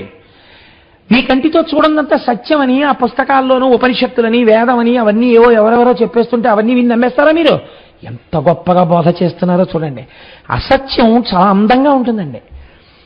సంసారము సత్యమో, నువ్వు సత్యం, నీ భార్య సత్యం, మీ ఇద్దరికీ పిల్లలు పుట్టడం సత్యం, వీళ్ళు సత్యం. ఇవేమీ కాదు. ఈ పిల్లాడికి కాళ్ళు పెట్టినవాడు వేరే ఉన్నాడు, చేతులు పెట్టినవాడు వేరే ఉన్నాడు, వాడిలో చైతన్యంగా ఉన్నవాడు వేరే ఉన్నాడు. అదంతా ఈశ్వర కృప. ఈశ్వర కృప వల్ల నాకు పిల్లలు పుట్టారు. ఏంటి అర్థం లేని మాటలు? ప్రత్యక్షంగా తెలుస్తోందా నీకు నీ భార్యకి కలిపి పిల్లలు పుట్టారని? ఈశ్వరానుగ్రహం ఎవడా ఈశ్వరుడు? ఇలాంటి తెలివి తక్కువ మాటలు మానేయండి. ఈశ్వరుడు గురించి ఉపకారాలు, పూజలు, కంటికి కనపడని వాడికి పూజలు చేయడం, కంటికి కనపడని వాడికి యజ్ఞాలు చేయడం, కంటికి కనపడని వాడికి యాగాలు చేయడం, నేతులు తీసుకొచ్చి కుమ్మరించేయడం, పాలు తీసుకొచ్చి పోసేస్తుండడం, ఇలాంటి పనులు చేయకండి. ఏం చేయాలో తెలుసా? బ్రహ్మణుడు అంత ఇంతే. అసలు నీకు ఇంకో విషయం చెప్పనా? చతుర్ముఖ బ్రహ్మగారు కూడా మీలాగే పుట్టారయా. ఆయన అంతే, మీలా పుట్టాడు, ఓ రోజున వెళ్ళిపోతాడు. ఆయన మీకు వరాలు ఇవ్వడమేటయా వెర్రేళ్ళు కానీ? ఆయనకి ఏదో కొద్దిగా కొంత శక్తి ఉంది, ఇప్పుడు మీకు కొంత శక్తి ఉంది, మీకన్నా కొంచెం తక్కువ శక్తి ఇంకోడికి ఉంది. మీకు రోగాలు లేవు, కోడికి రోగాలు ఉన్నాయి. ఒకడికి ఆకలి ఉంది, నీకు ఆకలి లేదు. నీకు కడుపు నిండా తినడానికి ఉంది, వాడికి కడుపు నిండా తినడానికి లేదు. పుణ్యం అంటే ఏమిటో తెలుసా? ఇలా ఎక్కడైనా ఎత్తులు పల్లాలు ఉంటే కొంచెం దిద్దుతుండడం అంతే. నీకు అనిపిస్తే చెయ్యి పుణ్యం, అది కూడా అంతే. అంతే పుణ్యం అంటే. భీరునక భయం బాకట. ఎవడైనా భయంతో ఉన్నాడు అనుకో, నీకు ఇష్టం అయితే ఒరే నేను రక్షిస్తాను అంతే. అంతేగాని యజ్ఞం ఏమిటిదే? ఎందుకు ఆ పుణ్యం? ఎవడు చెప్పాడు నీకు చేయమని అన్నాడు? ఇది కదా కనపడుతోంది నీకు కళ్ళకి. వాడు భయంగా ఉన్నాడు కనపడుతోంది, వాడి భయం బాపు, అది సత్యం, అది అంగీకరిస్తాను. ఇవన్నీ నిజాలనుకున్నారు మహాప్రభు. హరిహరి చెప్తున్నాడు, ఇవన్నీ కోటేశ్వరారు చెప్తున్నారు, పురాణంలో నుండి ఎలా ఉండమన్నారని చెప్పారు. రేపు నేను చెప్పట్లేదు, హరిహరిని ఇలా చెప్పి పాడు చేస్తున్నాడు, గుర్తుపెట్టుకోండి బాగా. కాబట్టి భీరునక భయం బాకట, గారింపబడిన జనునకు గ్రాసము. అన్నం లేకుండా ఉన్నవాడికి నీకు పెట్టాలనిపిస్తే అన్నం పెట్టు, వాడు తింటాడు. ఆకలి తీరింది అమ్మయ్యా నీకు దండం పెడతాడు, కనపడుతోంది, అది పుణ్యం అంటే. తెరులను కూడిన వానికి ఔషధము. జబ్బు వచ్చిన వాడికో మంది, అమ్మయ్య నా జబ్బు తగ్గిద్దండి అంటాడు, అది పుణ్యం. యజ్ఞం ఏమిటిదే? ఓం నమో నారాయణాయ స్వాహ అని ఒకడు పట్టుకుని నెయ్యి వేసి, ఒకడు పట్టుకుని ఆ చెరువు వేసేసి, అంటే తయారు చేసినటువంటి పదార్థం వేసేసి ఆ మంత్రం చెప్పేస్తే నారాయణుడు తినేసాడా? ఇది చెప్పినవాడు చూశాడేంటి? ఇవన్నీ ఎందుకు చేస్తున్నారు మీరు? ఇవన్నీ మీకేం బుర్ర ఉందా లేదా? మీరు చూశారా శివుణ్ణి? మీరు బ్రహ్మగారిని చూశారు. ఆయన ఏమన్నాడు మీతోటి? నేను ఉంచలేనండి అన్నాడు. అంటే ఆయనకి కొంత పరిమితి ఉందా లేదా బలానికి? మీ బలం ఎలాగ కొన్నింటిలో ఉండి కొన్నింటిలో ఉండదో, ఆయనకి బలం కొన్నింటిలో ఉంది కొన్నింటిలో లేదు. మీరు అసలు శివుడు అన్నవాడిని చూడనే లేదు, ఆ చూడని వాడిని పూజలు మొదలెట్టారు. వాడి వల్ల మేము చాలా గొప్పగా ఉంటా ఉంటున్నారు. ఏమిట్రా ఈ వెర్రెంత మీకు? ఇవన్నీ మానేసేయండి. మానేసి విద్యార్థి కోసము అభిమత విద్యం. చక్కగా విద్యార్థి ఉంటాడు, వాడు ఏం చదువుకుంటానంటే చదివించండి. ఏం చదివిస్తారు ఆ ఊళ్ళో ఇంక ఇప్పటి నుంచి? వీళ్ళు చెప్పిన చదివే చదివిస్తారు. ఇక అది మరి అడిగింది ఆకరణ. కాబట్టి ఇవి చేయించండి రా. ఇంకొకటి చెప్పనా? ధనము ఆర్జించడం అన్నది ఎలా ఆర్జించగలరు? రెండు ఉండాలి. అవతల వాడి దగ్గర మోసం చేసి సంపాదించారని ఎవరంటారో తెలుసా అండి? అలా మోసం అన్న పేరు ఎందుకు పెడతారంటే, అలా డబ్బు సంపాదించే తెలివితేటలు వీడికి లేవు కాబట్టి వాడి మీద ఏడుపు కొద్ది వాడు మోసం చేశాడంటుంటాడు. నీకు ఉంటే తెలివితేటలు నువ్వు సంపాదించుకోకూడదు, అలాగా వీడికి లేవు, వాడికి ఉన్నాయి, అందుకని అలా అంటారు. మీరేం బెంగెట్టుకోకండి. మీకు ఎంత తెలివితేటలున్నాయో అంత తెలివితేటలతో అందరి దగ్గర కొట్టుకొచ్చేయండి. మీకు తెలిసినవన్నీ తెచ్చి అనుభవించండి హాయిగాను. అన్నీ తెచ్చి ఏం చేసుకోమని చెప్పిందో తెలుసా శాస్త్రం? ఇదే సత్యం, ఇదే ఉంటుంది. కాబట్టి దీంతో 12ంటికి తృప్తిపరచాలి. అగ్నిహోత్రాన్ని దేవతల్ని తృప్తిపరచలేట్రా? ఎవరు చెప్పాడు మీకు? 5 జ్ఞానేంద్రియాలు ఉన్నాయి. కళ్ళతో మీకు ఏది చూడాలనిపిస్తే చూసేయండి, చెవులతో మీకు ఏది వినాలనుంటే అది వినండి, నోటితో మీకు ఏం మాట్లాడాలంటే అది మాట్లాడేయండి, నాలుకతో మీకు ఏం తినాలంటే తినేయండి, ముక్కుతో మీకు ఏది వాసన చూడాలంటే అది చూసేయండి, చర్మంతో మీకు ఏది ముట్టుకోవాలంటే అది ముట్టుకోండి, కర్మేంద్రియాలతో కాళ్ళు చేతులు నోరు అంటే మల విసర్జకాలయేమో మూత్ర విసర్జకాలయేమో ఉన్నాయి కదండి, మీకు వాటితో ఏం చేయాలనుకుంటున్నారో చేయాలని చేస్తే మీకు తృప్తి కలుగుతుందో అవి చేసేయండి. మనస్సు బుద్ధి, ఇప్పుడు ఈ 10ంటిని మీరు వాడుతుంటే మనస్సు బుద్ధి సంతోషపడుతుంటాయి. అంటే అదే ఆనందం, అంటే అదే బ్రహ్మానందం. ఇంకేంటి? ఇవన్నీ వదిలేసి ఎక్కడో కూర్చుంటే బ్రహ్మానందం ఎవడు చెప్పాడురా మీకు? వాడేదో వదిలేసి వెళ్ళి కూర్చున్నాడు, అదే అలా కూర్చున్నావు పాపం ఏం లేదా అంటే మీరు బాధపడతారని, అందులో బ్రహ్మానందం ఉంది బ్రహ్మానందం ఉంది అంటాడు. లేకపోతే అయ్యో పిచ్చాడా ఇన్నాళ్ళు అలా కూర్చున్నా ఏమీ లేదా అని మీరు అంటారేమో అని వాడు అంటున్నాడు అంతే. అవన్నీ మీరేం నమ్మకండి. ఇదే బ్రహ్మానందం అంటే. చక్కగా ఇలా అనుభవించండి. చూసారా, ఇంకొక మాట చెప్తాను మీకు. ఎప్పుడో పడిపోయేడు శరీరమిరిగి వేగా ఆవియున్నంత కేతట యతిశయిల్లా పెళ్ళుగా భోగముల చెంది ఉల్లసిల్లవలయు అవ్వల నీలి కంపట్టు కనుడు. ఏమిట్రా ఈ హద్దులేమిటి, నీతులేమిటి, మీకు మీరు సూత్రాలు రాసేసుకోవడం ఏమిటి? ఇదో శరీరం, ఆ పక్కన ఇంకో శరీరం ఉంది. ఈ శరీరానికి ఆ శరీరం నచ్చిందనుకో, ఈ శరీరంతో ఆ శరీరాన్ని అనుభవించేయడమే. ఈ శరీరానికి ఆకలేసిందనుకో, దీనికి బలం ఉందనుకో, అవతల కూడా బలం లేదనుకో, నీకు ఆకలేసింది కాబట్టి ముందు లాగేయడమే, నువ్వు తినేయడమే అంతే. ఇవన్నీ అయిపోయిన తర్వాత అలా చేయకూడదండి, అలా చేస్తే పాపం వస్తుందండి. పాపం వస్తే ఏమవుతుంది? ఇది పడిపోయాక ఏదో అవుతుంది. ఎవడు చెప్పాడు? ఇది పడిపోయాక ఏదో అవుతుంది. నువ్వు చూసొచ్చావా? చూసొచ్చిన వాడిని ఒకటి వచ్చి చెప్పమనండి అంటే అలా చెప్పాడు ఎవడంటారండి? శాస్త్రం ప్రమాణం. అది వేదమును ప్రమాణముగా స్వీకరించిన వాడైతే అయ్యో ఇది దోషభూయిష్టమైన వాక్కు, వీడికి తెలియనివో మాట్లాడుతున్నాడు, వీడి కంటికి కనపడింది సత్యమని మాట్లాడుతున్నాడు, వీడికి తెలియదు వీడికి అని వెళ్ళిపోతాడు. కాబట్టి ఇప్పుడు ఇవన్నీ చెప్తుంటే పాపం వాళ్ళు అలా చెవులొగ్గి విన్నారు. విని ఆహాహా ఏమిట్రా మనం మందమతులం, ఏమిటి పూజలు ఏమిటి, శివలింగాలు ఏమిటి, యజ్ఞాలు ఏమిటి, యాగాలేమిటి, ఏమిటి మనం ఇన్నాళ్ళు అసలు మనకి తెలియలేదు. అసలు మనమే కదా బ్రహ్మగారిని అడిగాం ఆయువు ఉంటే కదా భోగం అని, అందుకే కదా మనం అడిగాం 1000 దివ్యవత్సరాలని అని. వెంటనే రాజ్యంలో ఉన్న వాళ్ళందరినీ వావి లేదు, వరస లేదు, భార్య లేదు, బిడ్డ లేదు, మీ ఇష్టం భోగాలు అనుభవించండి అన్నారు. అంతే, ఇంకా శరీర సంబంధమైన భోగము ప్రారంభం అయిపోయింది. ఎవరికి ఏది భోగం అనిపిస్తే అనుభవిస్తారంతే. పాపం లేదుగా, పాపము లేదు, పుణ్యము లేదు, గొడవ లేదు వాడికి ఇంకా. కాబట్టి ఇప్పుడు ఎక్కడ చూసినా స్త్రీలు పురుషులిట్టుల పాలింపక పూర్వ ధర్మ పదవీచ్యుతులై రేలు పవల్ ధన కామేచ్ఛాలసులైరి తరిగే సత్వం బెల్లన్. ఇలా రాత్రి లేదు, పగలు లేదు, బ్రాహ్మీ ముహూర్తంలో అయితే పూజ చెయ్యాలని గొడవ లేదు, పూజ లేదు, పునస్కారం లేదు, యజ్ఞం లేదు, యాగం లేదు, క్రతువు లేదు, దేవతలు లేరు, హవిస్సులు లేవు, భయం లేదు, శాస్త్రం లేదు, శాస్త్రవాక్యం లేదు, ఋషివాక్యం లేదు, పురాణం లేదు, ఏమీ లేదు. నీ కంటికి కనపడింది నువ్వు చేసేసుకోవచ్చు, అన్ని భోగాలు అనుభవించేయచ్చు, అన్ని వదిలేసి తిరగచ్చు. కాబట్టి ఇప్పుడు ఏమైంది? మంగళప్రదమైన అన్ని వదిలేశారు, అమంగళప్రదమైనవన్నీ కౌగులించుకున్నారు, కౌగులించుకుని తిరిగారు. దానివల్ల లోకమంతా పాపభూయిష్టమైపోయింది. ఇప్పుడు వీళ్ళందరూ ఏం చేశారు అంటే శ్రీ మహావిష్ణువు బ్రహ్మగారు వీళ్ళందరినీ తీసుకుని పరమశివుడి దగ్గరికి వెళ్ళారు. వెళ్ళి శంకరా ఒక్కసారి మీరు చూడండి, మీరు పంపారు కదా, సర్వం సిద్ధం చేసేసాం, ఇప్పుడు భక్తి ఏం లేదు, ఇప్పుడు మిమ్మల్ని పూజించే వాళ్ళు ఎవరు అక్కడ లేరు. ఎక్కడొచ్చిందండి ఈ ప్రమాదం? మీరు టక్కరితనం అనుకోకండి, శ్రీ మహావిష్ణువు యొక్క టక్కరితనమని మీరంటే నేను అంగీకరించాను. మీరు ఎక్కడ దెబ్బతింటున్నారో చూపిస్తున్నారు ఆయన. వినకూడనిది వినుటయే ప్రమాదమునకు కారణము. మనస్సుకి బలహీనత ఉంటుంది, భయానికి లొంగుతుంది. అది మనము వినకూడనిది అనుకుంటే ఆ ప్రాంగణమునకు వెళ్ళరాదు. అవి మీరు విననవసరం లేదు. మీరు నేను వినను, మా ఈశ్వరుడు మాకున్నాడు, నేను ఏదో పూజించుకుంటున్నాను, నన్ను నేను రక్షింపబడతాను అని మీరు చెప్పాలి. వినడం నీ తప్పు, చెప్పినవాడి తప్పు కాదు. వాడు అలా చెప్పాలనుకున్నాడు, వాడు చెప్పాడు, అలా వాడు నమ్మాడు కాబట్టి వాడు చెప్తాడు.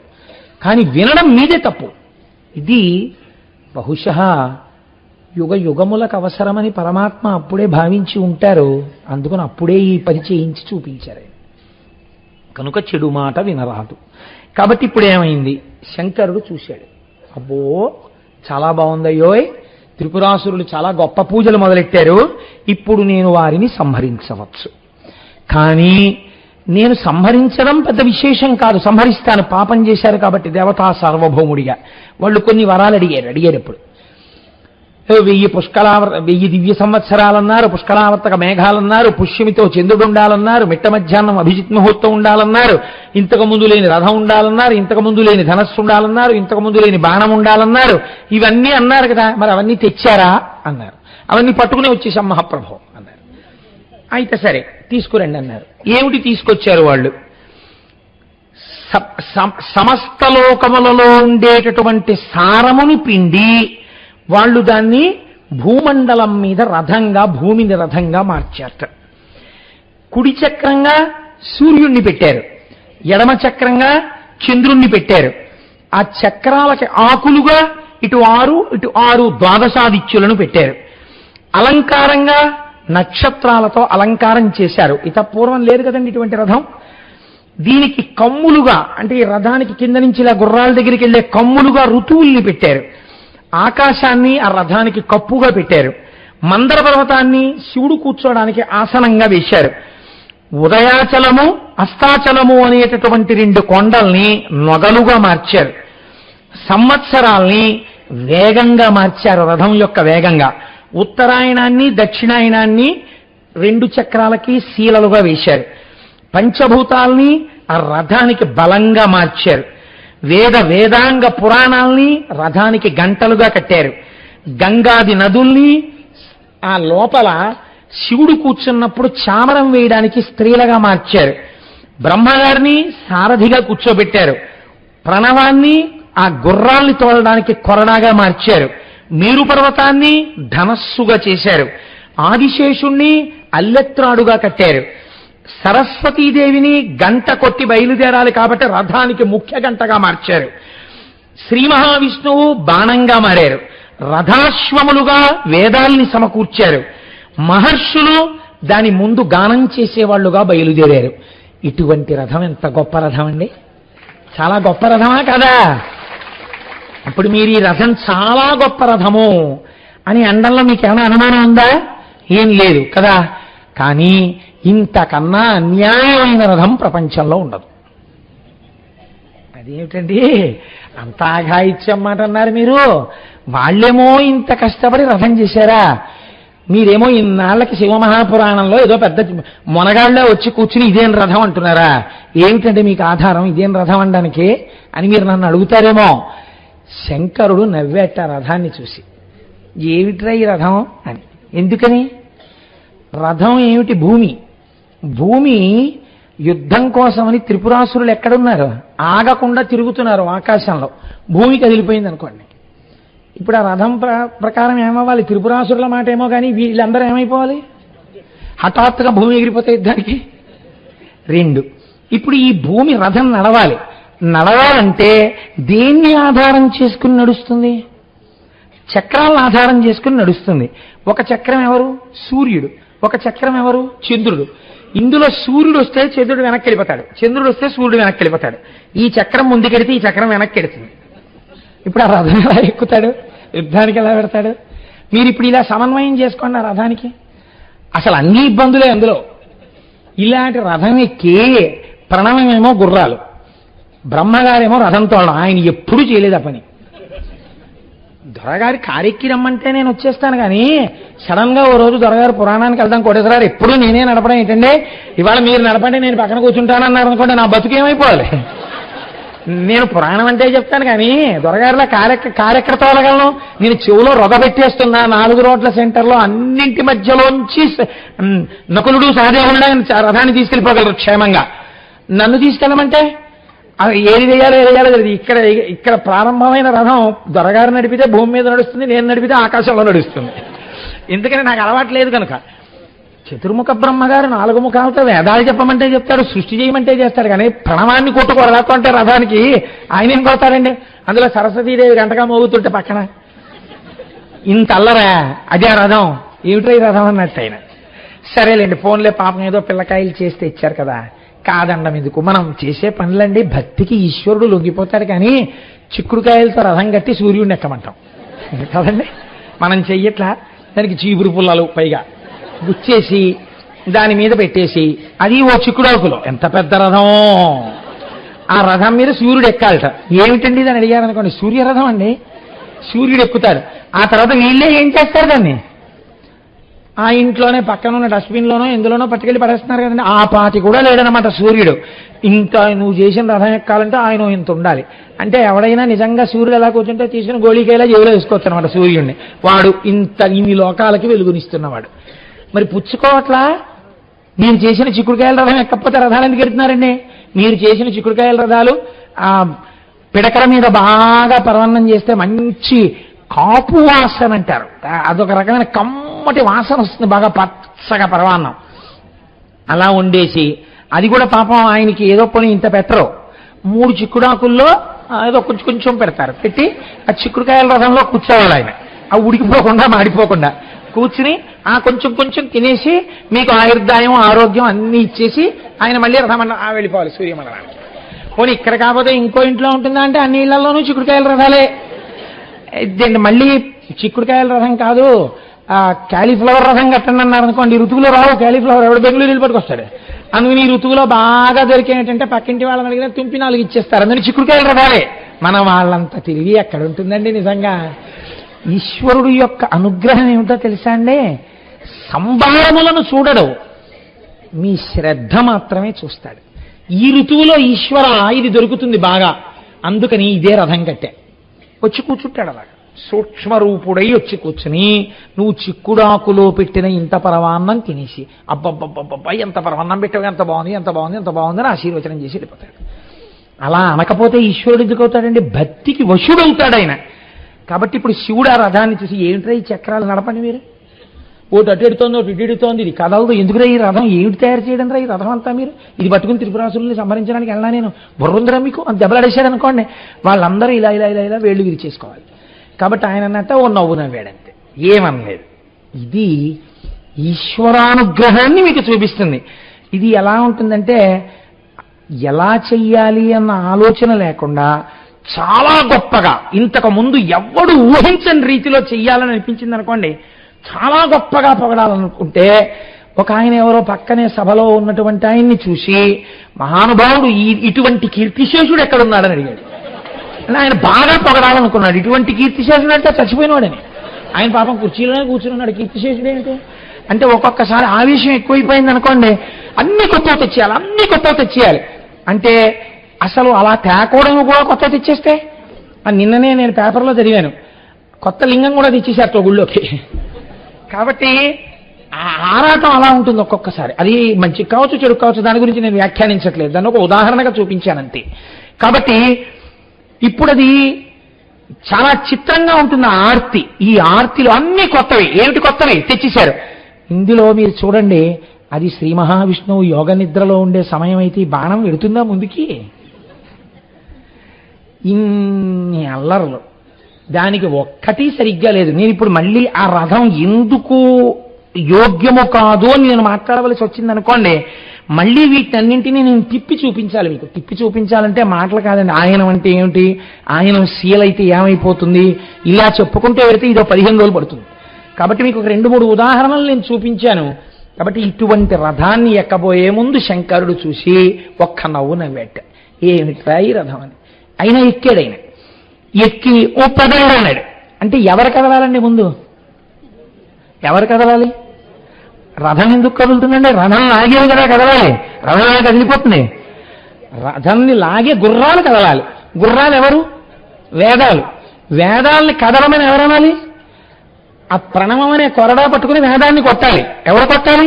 బ్రహ్మగారు కొట్టాలి. తన నోటితో చెప్పే వేదాన్ని తానెలా కొడతాడు ప్రణవం పెట్టైనా? అయినా సరే ఆయన అంటే డ్రైవింగ్ లేని వాడి సీట్లో కూర్చుంటే తాళం తిప్పడమే రానట్టు ఆయన అటు ఇటు చూసి, ఏమిట్రో ఈ రథం మీద నన్ను కూర్చోబెట్టారు, చతుర్ముఖ బ్రహ్మగారు పెద్దవాడు రథం తోలంటే ఇచ్చే పదవి ఇవ్వాలి, అంతేకాని పెద్దవాడు కదా అని పనికిమాల పదవి ఇచ్చేస్తే ఆయన ఏం చేస్తాడు పాపం? అది ఆయన చేసే పని కాదు. కోటేశ్వరారు ఉపన్యాసం ఎంత బాగా చెప్తారో, మా ఇంట్లో నుయ్యి తవ్వి పెడదురు అంటే నేను ఎక్కడ చదువుతాను? పురాణం చెప్పడానికి నుయ్యి తవ్వడానికి సంబంధం ఏంటి? ఏదో చెప్పవలసింది చెప్పాలి పని. పోనీ పద్యం అర్థం కాలేదు, శివమహాపురాణం అయిపోయిన తర్వాత ఎప్పుడైనా అడుగుతాను చెప్పండి అనాలి, కానీ వేదిక దిగిపోగానే నేను అప్పున్నట్టు చొక్కా పట్టుకుని మళ్ళీ అనుమానాలు అడగకూడదు కదా. అలా ఇప్పుడు ఆయన్ని పాపం ఈ పదవి అప్పచెప్పారు, ఆ గుర్రాలు కదలాలి. ఇప్పుడు ఆ గుర్రాల్ని ఆయన అన్నాడు ఆ కదలండి అన్నాడు. అంతకన్నా ఆయనకి పాపం గుర్రాలు కొట్టడం అవి ఆయన చేయలేడు. ఆయన చతుర్ముఖ బ్రహ్మగారు అంటే మహాసాధు పురుషుడు ఆయన. అంటే అవి ఏం చేశాయి? బ్రహ్మగారు ఆజ్ఞ బాగుండదు, కదలాలి. కదలబోయాయి, కింద పడిపోయాయి. ఎందుకు పడిపోయాయి? రథంలో కూర్చున్నవాడు ఎవరు? పరబ్రహ్మం. ఈ వేదాలు ఏం చెప్పాయి? యతో వాచో నివర్త్యం చ అప్రాప్య మనసా సహా. ఎక్కడ మనస్సు వాక్కు ఇంకా పని చెయ్యవో అక్కడ బ్రహ్మం ఉంది. వేదాలు బ్రహ్మము ఉండే చోటు చెప్పాయి తప్ప బ్రహ్మము ఉండే చోటుని మీకు దర్శనం చేయించలేవు. దానికి ఆ బలహీనత. ఎందుకని? శృతి ప్రమాణమును చెప్తుంది, పరబ్రహ్మమును చెప్తుంది తప్ప మీకు దర్శనం చేయించదు. దర్శనం మీ యోగ్యతా సిద్ధి వలన వస్తుంది, మీ భక్తి వలన, జ్ఞానము వలన వస్తుంది. కాబట్టి ఇప్పుడు వేదము పరబ్రహ్మమును ఎలా తీసుకెళ్ళగలదు? అప్పుడు వేదము ఈశ్వరుణ్ణి కరిపేయగలిగినటువంటిది అయిపోతుంది. కాబట్టి వేదము తన స్థితిలో తాను ఉండిపోవాలి. లోపల శంకరుడు ఉన్నాడు, వేదాలు గుర్రాలుగా ఉన్నాయి కాబట్టి అవి మోకాళ్ళ మీద పడిపోయి, కాళ్ళ మీద నిలబడితే కదులుతుందని ఆశ.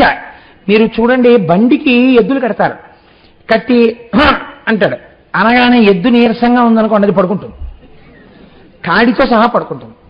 పడుకుంటే ఇప్పుడు ప్రయత్నం అలా నడు అండవు, డేకు అండవు, లేపే ప్రయత్నం చేస్తాడు, అందులో ఆ తోక నలిపేస్తారు. ఎవరిని ఎందుకు వచ్చిన వారన్నా కానండి, నానా అల్లరి చేస్తారు పాపం. అది ఏదో మొత్తానికి లేసిన కానీ కూలబడిపోతుంటుంది. ఎప్పుడు? బండిలో ఉన్న బరువుని తాను లాగలేనప్పుడు. ఇప్పుడు ఏమైంది? ఆ గుర్రాలు లాగలేకపోయాయి. ఆయన అన్ని లోకాలు బొజ్జలో పెట్టుకుని రథం ఎక్కేస్తే భూమి ఏం చేస్తుందండి? డామను పడిపోయాయి గుర్రాలు. ఇప్పుడు ఈయనేం చేస్తారు? ఎంతకని కొడతారు వాటిని ఇది పెట్టి. కాబట్టి ఓ రథ గంట టాంగ్ డాంగ్ డాంగ్ టాంగ్ మోగేస్తుంది అది రథం వెళ్ళాలని. అవతల వాళ్ళేమో ఒక్క క్షణమే ఉంటాయి 3 సరళ రేఖలో, అసలు ఈ రథమే కదలటం లేదు, అది దాటిపోయింది అనుకోండి, అయిపోయింది లోకాల పని. ఇప్పుడు ఎలా? ఈయన ఏమీ తెలియని వాళ్ళ చూస్తున్నాడు, ఏమిటి రథం అంటున్నారు, ఆ గుర్రాల దగ్గరికి వెళ్తున్నారు, లేవండి అంటున్నారు, బ్రహ్మగారు లేపండి అంటారు, ఏమని లేపుతారు? ఇంత అల్లరి. ఇంతమంది దేవతలు చేసిన నిర్మాణము విఫలమైపోయినది, ఆ రథము నడవలేదు. ఇప్పుడు లోకరక్షణ కాంక్ష బలీయమైన వాడెవరు? స్థితికారుడుగా మహానుభావుడు శ్రీ మహావిష్ణువు. అబ్బాయి మీరు లాగలేరు, ఆయనకి నాకు భేదము లేని వాళ్ళం కాబట్టి నేనే ఆయన్ని కదిపేయాలి. ఇప్పుడు ఆయనే వృషభం అయిపోయి ఆయనే వృషభముగా మారిపోయి ఆ రథాన్ని లాగేయడం మొదలుపెట్టాడు. ఇదే శంకరాచార్యుల వారు శివానంద లహరిలో చెప్పారు. బాణత్వం వృషభత్వమర్ధవపుషా భార్యాత్వమార్యాపతే ఘోణిత్వం సఖితా మృదంగవహత చేత్యాది రూపం తథౌ తత్పాదే నయనార్పణం చ కృతవాన్ తద్దేహభాగో హరి పూజ్యాత్ పూజ్యతరస్య ఏ వహిమచేత్కో వా తదన్యోధికా. బాణత్వం కాసేపాగి ఇంద్రుగాని బాణం ఎలా అవుతాడు? వృషభత్వం, ఆ వృషభములు రథాన్ని లాగలేకపోతే ఆయనే వృషభమై లాగారు. బాణత్వం వృషభత్వమర్ధవపుషా భార్యాత్వం, మోహిని రూపంలో అయ్యప్ప స్వామి వారి జననములకు కారణమై శంకరుడికి అర్ధాంగి అయ్యారు. బాణత్వం వృషభత్వమర్ధవపుషా భార్యాత్వమార్యాపతే ఘోనిత్వం. ఒకసారి శ్వేతవరాహ రూపంలో భూమిని తవ్వుతూ కిందకెళ్లి శివుడి యొక్క ఆదిని కనిపెట్టలేకపోయానని సత్వగుణంతో మాట్లాడారు. కాబట్టి ఘోణిత్వం. సఖిత, ఆయన మనస్సుని సంతోషపెట్టారు ఒకనాడు మోహినిగా. సఖిత మృదంగవహత, సంధ్యాకాలంలో నృత్యం చేస్తున్నప్పుడు మధ్యలో వాయిస్తుంటారు. మృదంగవహత చేత్యాది రూపం తథౌ తత్పాదే నయనార్పణం చ కృతవాన్. ఒకానొకసారి సహస్ర కమలములతో శివలింగాన్ని అర్చన చేస్తున్నారు. ఆయన చేస్తున్నప్పుడు శంకరుడు పరీక్ష చేద్దామని ఒక్క పువ్వు తగ్గిపోయేటట్టు చేశాడు. మనలా చెయ్యరుగా ఆయన పూజ చేస్తే. నామము పువ్వు ఏకీకృతము, 3 ఏకీకృతమైతే పూజ అంటారు మనోవాక్కాయ కర్మలు. కాబట్టి ఇప్పుడు ఆయన ఒక్కొక్క పువ్వు వేస్తున్నారు. 1000వ నామం దగ్గరికి వచ్చేటప్పటికి పళ్ళెం ఖాళీ, పువ్వు లేదు. ఇప్పుడు పువ్వు లేకపోతే ఆయన ఆలోచించారట. రామకమల పత్రాక్ష అని కదా అంటాం. ఆయన కన్నులు అరవిందముల తామర పూల్లా ఉంటాయి. అందుకని ఒక గుడ్డు పీకి శంకరుడి కంటి మీద పాదాల మీద వేశారట. వేస్తే నేత్రార్పణేశ్వరలింగము అని తమిళనాడులో ఉందండి ఆ దేవాలయం. కాబట్టి ఇప్పుడు శంకరుడు ప్రత్యక్షమై ఎంత గొప్పగా పూజ చేశావో నా మీద భక్తితో అని తన శరీరంలో అర్ధభాగాన్ని శ్రీ మహావిష్ణువుకి ఇచ్చేశారు. అదే హరిహర రూపము. మీరు దాని అందం చూడాలంటే హైదరాబాద్ ఫిలిం నగర్ వాళ్ళు సినిమా యాక్టర్లందరూ కట్టినటువంటి దేవాలయంలో ఈ హరిహర రూపం ఉంటుందండి. అద్భుతం. మీరు ఎప్పుడైనా వెడితే చూడండి, చాలా బాగుంటుంది. ఒక పక్క విష్ణువు, ఒక పక్క శివుడు ఒకే శరీరంలో ఉంటారు. చాలా గొప్పగా ఉంటుంది. ఆ హరిహర రూపమే తిక్కన గారికి ప్రత్యక్షమై ఆయన దగ్గర ఆ మహాభారతంలో ఆయన ఆంధ్రీకరించిన భాగాన్ని స్వీకరించి ఆ తిక్కన గారిని కృతార్థుణ్ణి చేశాడు ఆ హరిహరమూర్తి. కనుక ఇటువంటి శ్రీమన్నారాయణుడు ఇప్పుడు వృషభమై ఆ రథాన్ని లాగుతున్నారు. లాగుతుంటే మెల్లిగా ఎలాగైతేనే ఆ రథం కదిలిందని మీరు అనుకోండి. రథం కదిలింది. ఇప్పుడు ఈ మేరు పర్వతాన్ని ధనస్సుగా పట్టుకోవాలి. వీళ్ళందరూ వికలాడుతున్నారు త్రిపురాసురులు. ఎందుకని? అధర్మంలో ఉన్నారు, మదమెక్కి ఉన్నారు. ఒక్క క్షణంలో మమ్మల్ని కొడతాడని. ఇప్పుడు ఈ మేరు పర్వతాన్ని ధనస్సుగా పట్టుకుని ఆదిశేషుణ్ణి తాడుగా కట్టి వింటినారిగా టంకారం చేసి శ్రీ మహావిష్ణువుని బాణంగా తీసుకుని లాగి విడిచిపెట్టాలి. శంకరుడు అన్నట్ట, సర్వలోక సృష్టికర్త, స్థితికర్త, ప్రళయకర్తను నేను ఏదైనా చేస్తే అది నా అనుగ్రహము కిందకే వస్తుంది. నీకు బ్రహ్మగారు వరం ఇచ్చారు, సంపలేనని అనుకుంటున్నావు కదా, ఇలా ఉండకపోతే సంపలేను, లోకమునందు లేని ఆయుధంతో కదా చంపమని అడిగావు. నేను నా మూడో కన్ను విప్పితే ఏమవుతావు? నేను కోపంగా చూస్తే ఏమవుతావు? అది ధనుర్వేదంలో లేనిది అని ఆగ్రహాన్ని పొంది ముఖం తెల్లటి వాడు ఎర్రపడి ఒక్కసారి కాల్చేద్దామని అనుకుని పరమదయా స్వరూపుడయ్యాట. వాడి అజ్ఞానానికి నేను అజ్ఞానంలోకి వెడితే వాడు కోప్పడ్డాడని నేను కోప్పడితే వాడికి నాకు పోలికే ఉంటుంది ఇంకా అని పెద్ద నవ్వు నవ్వేట.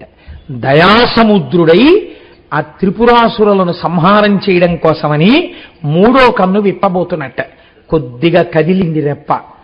కదలగానే లింగ పురాణంలో చెప్తారు, సోమశ్చ భగవాన్ విష్ణు కాలాగ్నిర్వాయురేవచ శరే వ్యవస్థత దేవమూచు ప్రణమ్యతం దగ్ధమప్యతదేవేశ వీక్షణేన పురత్రయం అస్మద్ధితార్థం దేవేశ శరన్మోక్తుమిహార్హసి అని అడిగాయి.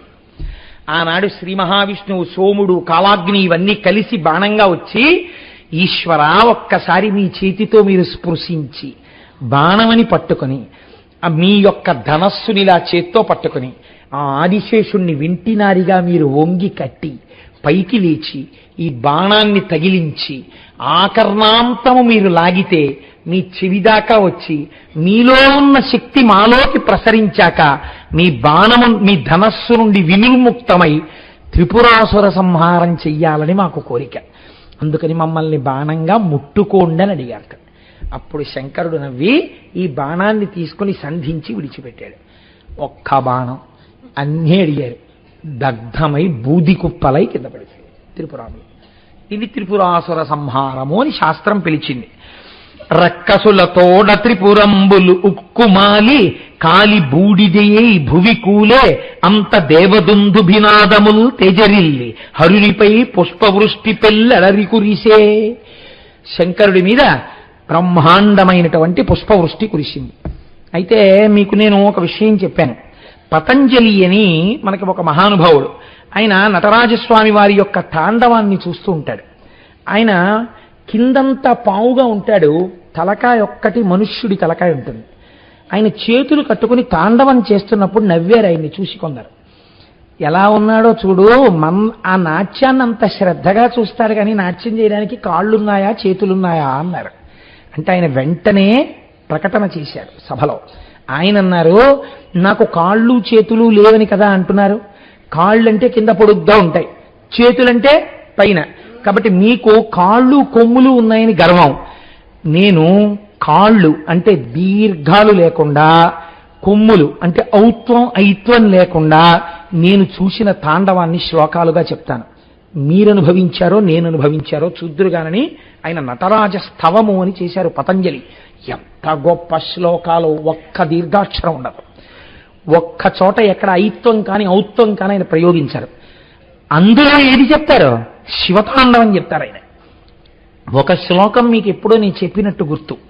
ఇంకొక శ్లోకాన్ని అవధరించండి, ఇవాళ అది త్రిపురాసుర సంహారంతో కూడుకుని ఉంటుంది. హరం త్రిపుర భంజన మనంత కృత కంకణ మఖండ దయమంతరహితం విరించి సుర సంహతి పురందర విచింతిత పదం తరుణ చంద్రమకుటం పరం పదవి ఖండిత యమం భసిత మండిత తనుం మదన వంచన పరం చిరంతన మముం ప్రణత సంచిత నిధిం పర చిదంబర నటం హృది భజ అన్నారు. ఏమి కవిత్వం అండి మహానుభావుడికి నిజంగా. ఆ శంకరానుగ్రహంతో పడ్డాయి ఆయనకి. హరం హరుడు, త్రిపుర భంజన మనంత కృత కంకణ మఖండదయమంతరహితం. ఎంతగా లోపల ఆయన ధ్యానం చేశారో చూడండి. అపారమైన దయతో త్రిపురములను కాల్చినవాడు అన్నారు ఆయన. అపారమైన దయతో త్రిపురములను కాల్చడం అంటే ఏమిటో తెలుసా అండి? మీరు బాగా పట్టుకోండి విషయాన్ని. త్రిపురములు ఎక్కడుంటాయి? ఇక్కడే ఉంటాయి త్రిపురాలు.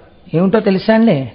స్థూల, సూక్ష్మ, కారణ అన్న 3 శరీరాలతో జాగ్రత్త, స్వప్న, సుషుప్తి, సృష్టి, స్థితి, లయ అనబడే 3 జరుగుతుండడం. మీరు చూడండి, మనం ఏం చేస్తాం? జాగ్రత్త అంటే ఇప్పుడు తెలివేసున్నాము అని ఏం గుర్తు? మనం అందరికీ ఇంద్రియాలు పనిచేస్తున్నాయి. కళ్ళు చూస్తున్నాయి, చెవులు వింటున్నాయి. ఇలా ఇంద్రియములు అన్నీ పనిచేస్తూ ఉన్నటువంటి అవస్థకి జాగృతావస్థ అని పేరు. దీన్నే స్థితి అని పిలుస్తుంది శాస్త్రం. రెండవది సృష్టి, అది స్వప్నావస్థ. అప్పుడు ఇంద్రియములు ఏవి పనిచేయవు. కన్ను కొంచెం తెరుచుకునున్నా ఏమీ కనపడదు. నిద్రపోతూ పురాణం వింటే లోపలికేమీ వెళ్ళదు కదండి. చెవు ఉంటుంది, కానీ ఏది స్వప్నావస్థ అంటే అప్పుడు ఈ లోకం ఉండదు. అది విచిత్రం. ఇప్పుడు మీరు చూసినవన్నీ అసత్యమైపోతాయి, ఇవేం ఉండవు. అప్పుడేమున్నాయి? అనుభూతులు ఉంటాయి. అప్పుడు కూడా అప్పుడు మనస్సు ఏదో సృష్టిస్తుంది. ఓ కాశీ పట్టణాన్ని సృష్టిస్తుంది. అందులో మీరు అభిషేకం చేసుకుంటే ఆనందం. ఒక వ్యక్తి అమాంతం కొరడా పట్టుకొచ్చి మిమ్మల్ని కొట్టేస్తున్నట్టు కలొస్తుంది. ఒళ్ళు నొప్పులు, బాధ, రక్షించేవాడెవరు అని బెంగ. ఇంతలో ఎక్కడి నుంచో దొరగారు వచ్చి ఎందుకు కొడుతున్నావు కోటేశ్వరారిని అని అడిగేటప్పుడు కూడా పారిపోయాడు.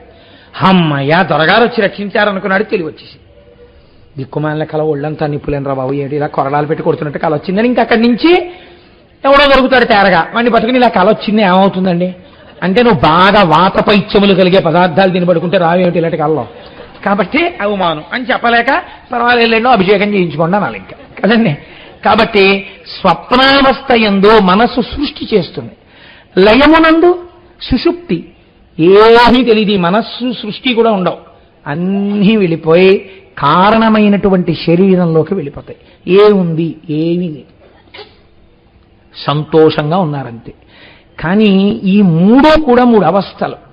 80 ఏళ్ళు బతికినా, 90 ఏళ్ళు బతికినా, 60 ఏళ్ళు బతికినా, ఎన్నేళ్లు బతికినా వాడు అనుభవించేవి ఈ 3 అవస్థలే. స్థూల, సూక్ష్మ, కారణ శరీరములతో అనుభవించేటటువంటి జాగ్రత్త, స్వప్న, సుషుప్తి.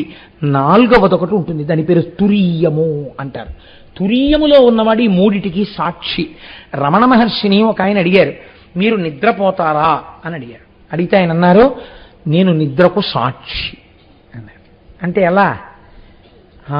ఈ శరీరం నిద్రపోతుంది, దీంట్లో ఉన్న ఇంద్రియాలు నిద్రపోతున్నాయి, ఈ మనస్సు ఆత్మలోకి వెళ్ళిపోయింది, మనస్సు కారణ శరీరంలోకి వెళ్ళిపోయింది, ఈ శరీరము ఇప్పుడు సుషుప్తిలో ఉంది అని సుషుప్తిలో ఉన్న శరీరాన్ని ఆయన సాక్షిగా చూస్తూ ఉండేవారు.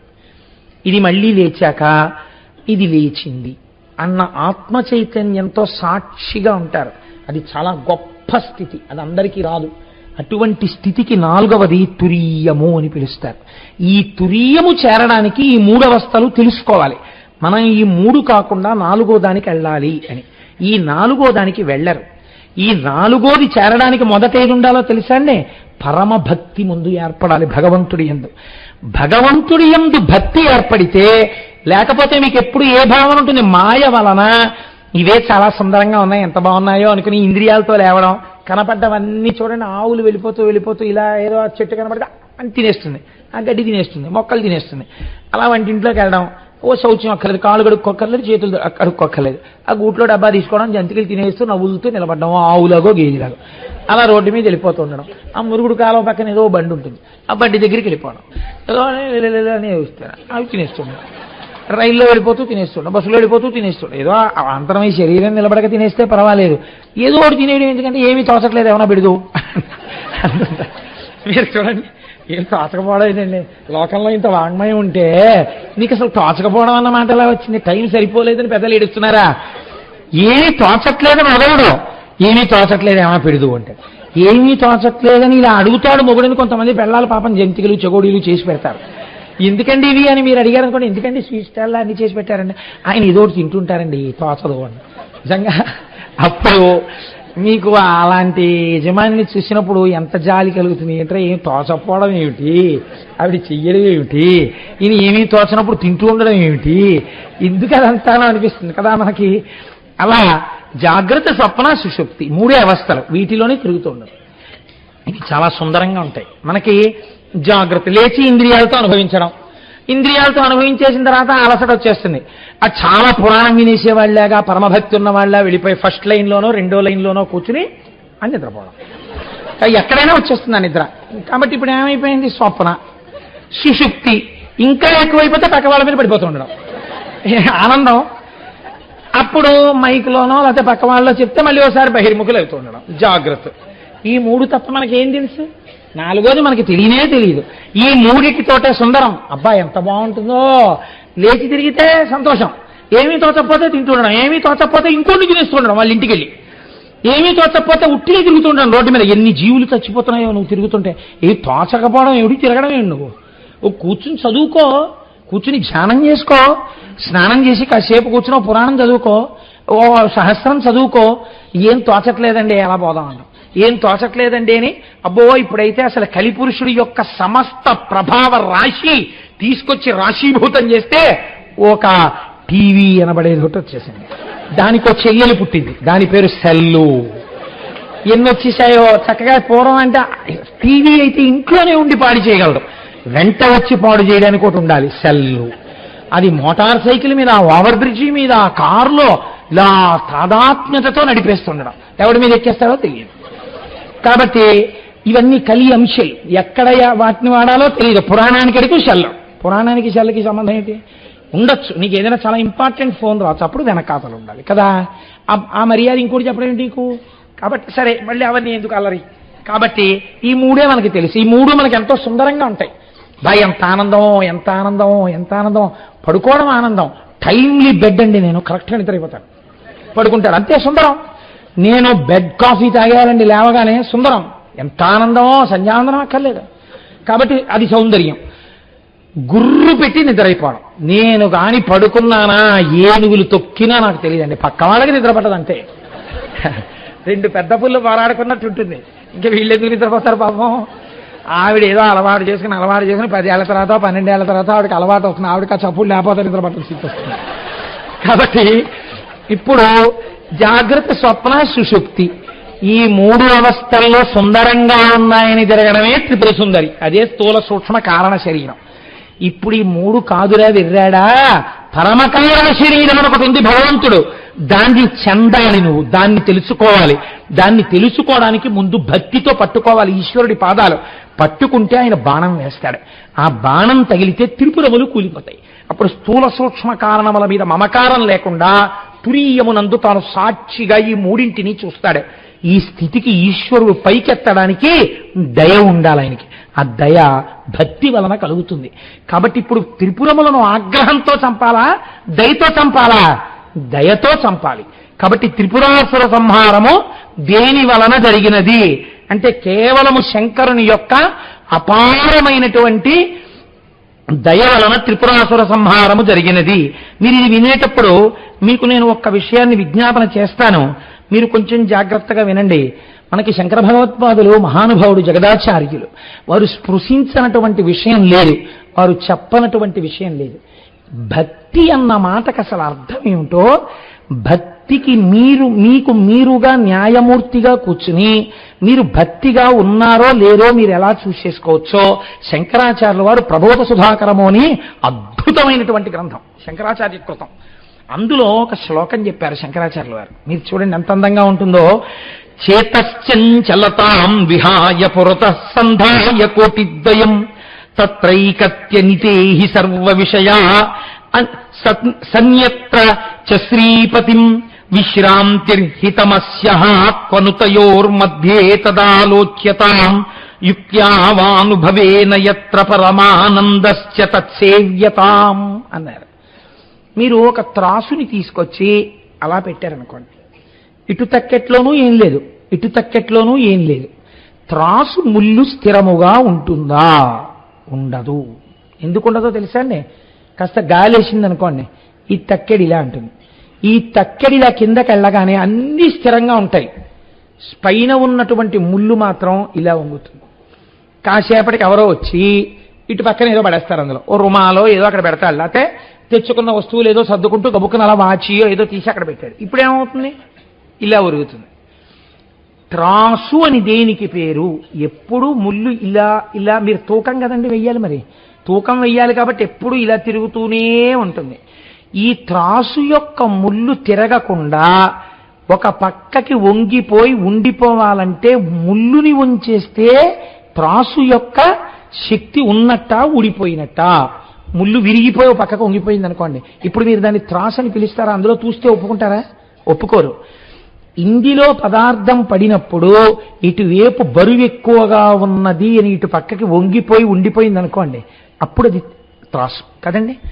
అప్పుడు ఇది ఎంత బరువు అంటే ఇటు పక్కన మీరు ఏవి తీసుకొచ్చి ఎన్ని తీసుకొచ్చి పెట్టండి, ఇంకా ఈ ముళ్ళు కదలదు. ఎందుకు కదలదు ఈ ముళ్ళు? ఇటు బరువు చాలా ఎక్కువ, దీంతో సమానమైంది అటు లేదు. ఎన్ని తెచ్చి మీరు పెట్టండి, దీని బరువుకు అటు సరిపోవట్లేదు. సరిపోకపోతే ఏమవుతుంది? ఒక ఉదాహరణకి మీరు తేలిగ్గా అర్థం అవడానికి చెప్తాను. ఒక కేజీ రాయి ఉంది మీ దగ్గర, ఒక 500 గ్రాముల రాళ్ళు ఉన్నాయి. మీరు కేజీ రాయిని తీసుకొచ్చి ఇటు పక్కన పెట్టారు, 100 గ్రాముల రాయిని తీసి యువతల పక్కన పెట్టారు, లేవలేదు. 200 గ్రాములు పెట్టారు, లేవలేదు. 300 గ్రాములు పెట్టారు, లేవలేదు.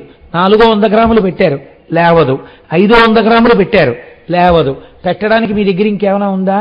లేదు. ముళ్ళు ఏమైపోయింది? అటువైపే చూపిస్తూ ఉండిపోయింది. నీ భక్తి అనబడేటటువంటిది ఇలా సూచిగా వంగిపోవాలంటే ఒకటి నేర్చుకో.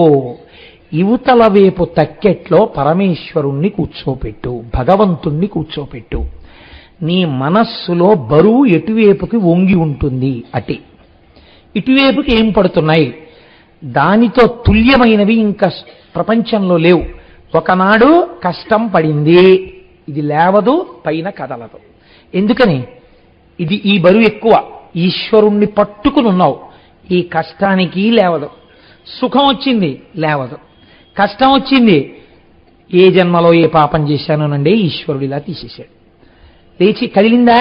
కదలలేదు, అలాగే ఉన్నావు. ఎందుకని? దీన్ని పట్టుకుని ఉన్నావు, ఇది దీని బరువు ఎక్కువ. ఒకనాడు సుఖం వచ్చింది, ఈశ్వరానుగ్రహం అండి, నా స్వామి నన్ను రక్షించడానికి నాకు ఈ సుఖం ఇచ్చాడు. ఇప్పుడు కదిలిందా? ఇప్పుడు కదలలేదు. కష్టమునందు సుఖమునందు కదలకుండా తక్కెడ ఒక పక్కకి వంగిపోయిందని పైన ఉన్న సూచి ఇటు తిరిగిపోయినట్టు యువతల తక్కెట్లోకి ఏవి పడుతున్నా కదలని తక్కెడగా అవతల వైపుకి బరువు పెట్టగలిగితే, నీవు ఈశ్వరుణ్ణి కూర్చోపెట్టగలిగితే, అన్నీ ఎన్ని వచ్చినా దీని వలన దాని ఎందుకు కదలిక లేకపోతే, నువ్వు అలా ఉండిపోతే, అప్పుడు నీ మీద త్రిపురాసుర సంహారం జరగడానికి ఆవశ్యకమైన బాణం వెయ్యడానికి ఈశ్వరుడు సిద్ధంగా ఉన్నాడు. ఈ భక్తి వలన జ్ఞానం వస్తోంది. నీవు భక్తిగా ఉన్నావో లేదో నీ మనస్సుని చూస్తూ ఉండు. కష్టం వచ్చింది, కదిలిపోయింది అనుకోండి, అంటే నా భక్తిని కొంచెం పెంచాలి. స్వామి అనుగ్రహంగా నేను దీన్ని తీసుకోలేకపోతున్నాను, ఈశ్వర అనుగ్రహం, ఈశ్వర నా మనస్సుని ఇంకా పొందిక చెయ్యి, ఈ పాటి కదలిక లేకుండా చూడు. మళ్ళీ ఎవరికి చెప్పాలి? వీధిలోకి వచ్చి ఎవరికో చెప్పక్కర్లేదు, ఈశ్వరుడికి చెప్పాలి. ఈ కష్టానికి కదులుతోంది నా మనస్సు, కాబట్టి ఈశ్వర భక్తి కుదిరి లేదు. సుఖం వచ్చింది, ఇలా ఇలా ఇలా ఇలా ఇలా అన్నావు, ఊరంతా ఇది నాది నాది అంటున్నావు, అనకు. ఈశ్వరానుగ్రహం అంటే ఒక చిరునవ్వు నవ్వు. ఎవరికైనా ఏదైనా పెడుతున్నప్పుడు కూడా ముందు పెద్దల దగ్గరికి వెళ్ళి, పరమేశ్వరానుగ్రహం వల్ల మా ఇంట్లో ఈ శుభం జరుగుతోందండి, ఈశ్వరానుగ్రహంగా ఈ శుభం జరిగింది కాబట్టి మీ ఆశీస్సులు పొంది ఇటువంటి సుఖాల కలగడం వలన నా మనస్సు మరింత పూనిక ఈశ్వర పాదముల యందు పొందుగాక అని మీ ఆశీర్వచనం కోసం వచ్చారు అని అనేవాడు ఒకడు కనపడితే పొంగిపోవాలి ఆ రోజున. అంటే ఆయన కదలలేదు. దుఃఖం రాకుండా ఉంటుంది ఏంటండి? ఏదో దుఃఖం వచ్చింది, దుఃఖమునకు కదలకుండా మీరు మొదట్లో ఉండలేరు, నటనైపోతుంది. అది కదులుతుంది మనస్సు, మళ్ళీ దాన్ని వెనక్కి తేవాలి. తక్కెడ పట్టుకున్నప్పుడు చూడండి, ఇలా పట్టుకుంటాడు, కొంచెం కదులుతుంది. ఏం చేస్తాడు? ఇటువైపు వేసిన బరువుతో సమానం చేయాలంటే ఇందులో కొంత తీసేస్తాడు, మళ్ళీ కొంచెం వేస్తాడు, అటు ఊగి ఇటు ఊగి సమానం అయిపోతే అప్పుడు దీన్ని తీసేస్తాడు. కొలమానం ఏది? ఇదే. అలా ఊగడాన్ని అవకాశం ఇవ్వక అసలు మొదట్లో ఊగుతుంది, ఏది వేసినా ఊగుతుంటుంది. నువ్వు బాగా ఇటువైపు బరువుకి తాదాత్మ్యం పొందేస్తే అసలు ఇది కదలది. ఇటువైపు వేస్తూ ఉండడమే, తీస్తూ ఉండడమే. ఏది వేయి ఏది తీ, తక్కెడటే ఉంటుంది. అంటే తన మనసు మాత్రం కదలదు, కదిలినట్టు కనపడతాడు. బాగుండదు కాబట్టి లోకంలో, లోపల మాత్రం తాను అలాగే ఉన్నాడు. అన్నిటి యందు ఈశ్వరుడి యొక్క అనుగ్రహాన్ని, ఈశ్వర విభూతిని దర్శించుకుంటూ వెళ్ళిపోతాడు. అందుకే అలా దర్శించగలిగిన సమర్థత కలిగిన ధర్మము కాబట్టే సనాతన ధర్మం ఒక్కటే మృత్యు రావద్దని అడగలేదు, మృత్యు దేవత అంది. మీరు చూడండి, ఈ శరీరము జర్జరీభూతం అయిపోతుంది, వృద్ధాప్యం వచ్చేస్తుంది, ముడతలు పడిపోతుంది, ఏమి వినపడవు, ఏమి కనపడవు. ఇంకా శరీరంలో ఆ గూటి యందు ఉండాలని కోరకూడదు. ఆ శరీరంలోంచి విడిపించి కొత్త శరీరంలోకి వెళ్ళడానికి అనుగ్రహం ఇచ్చింది కాబట్టి మృత్యుని కూడా దేవతాస్వరూపంగా ఉపాసన చేసింది సనాతన ధర్మం. అకాల మృత్యు వద్దంది తప్ప పండిపోయిన పండు నేలరాలకూడదని మీరు అడగకూడదు. అందుకే మృత్యుంజయ మంత్రం ఓం త్రయంబకం యజామహే సుగంధిం పుష్టివర్ధనం ఊర్వారుకమివ బంధనాన్ మృత్యోర్ముక్షీయమామృతాత్. దోసపండు విడిపోయినట్టు విడిపోమని చెప్పింది. ఇది నీ భక్తి తక్కెట వలన నువ్వు నిరూపించుకుంటూ ఉండు. రోజు ప్రతిరోజు రాత్రి పడుకోబోయే ముందు ఎన్నింటికి కదిలిపోయావు, ఎన్నింటికి నిభాయించుకున్నావు, ఏవి వింటున్నా నవ్వుతూ ఎన్నింటికి మాట్లాడగలిగావు, ఎన్నింటి యందు ఇలా పళ్ళు పటపటలాడించేశావు. ఒకసారి ఆలోచించి 11 మాటలు నీ ఇష్టదైవతానామని చెప్తూ, నిద్రపోయే సమయం కాబట్టి శివనామం చెప్తూ, ఆయన స్వల్పకాలిక లయం చెయ్యగలిగిన వాడు కాబట్టి ఈశ్వర రేపటి రోజున నేను అలా వేళ్లు విరవకుండా, నేను రేపటి రోజున అలా కోప్పడకుండా నేను నిభాయించుకునే శక్తి నాకు కృప చెయ్యి అని నమస్కారం చేసి పడుకోవాలి. ఇది సాధన. అలా చెయ్యగా చెయ్యగా చెయ్యగా ఈ తక్కెడ లేవదు, అప్పుడు త్రిపురాసుర సంహారం అవుతుంది అని మనకి శాస్త్రం మనం ఎక్కవలసినటువంటి మెట్లని శంకర భగవత్పాదులు చేసినటువంటి ప్రబోధ సుధాకరంతో అనుసంధానం చేసుకుని చూసినప్పుడు ఈ రాక్షస సంహారము మన యొక్క ఉన్నతిని చూపిస్తుంది. కాబట్టి ఈశ్వరుడి యొక్క లీలలలో దీనిని చాలా గొప్ప లీలగా చెప్తారు. రేపటి రోజు నుంచి మొత్తం శివమహాపురాణమునకంతటికీ కూడా ఆయుపట్టు లాంటివి ప్రారంభమవుతాయి. రేపటి నుంచి సోమవారం ప్రదోష వేళ కనుక పార్వతీ కళ్యాణ ఘట్టానికి బీజాలు పడడం మొదలవుతుంది. రేపటి నుంచి అటువైపు ఘట్టాలని మనం ప్రారంభం చేస్తాం. కాబట్టి సంతోషంగా రేపు ఆ ఘట్టాలని వినడం మొదలు పెడతారు.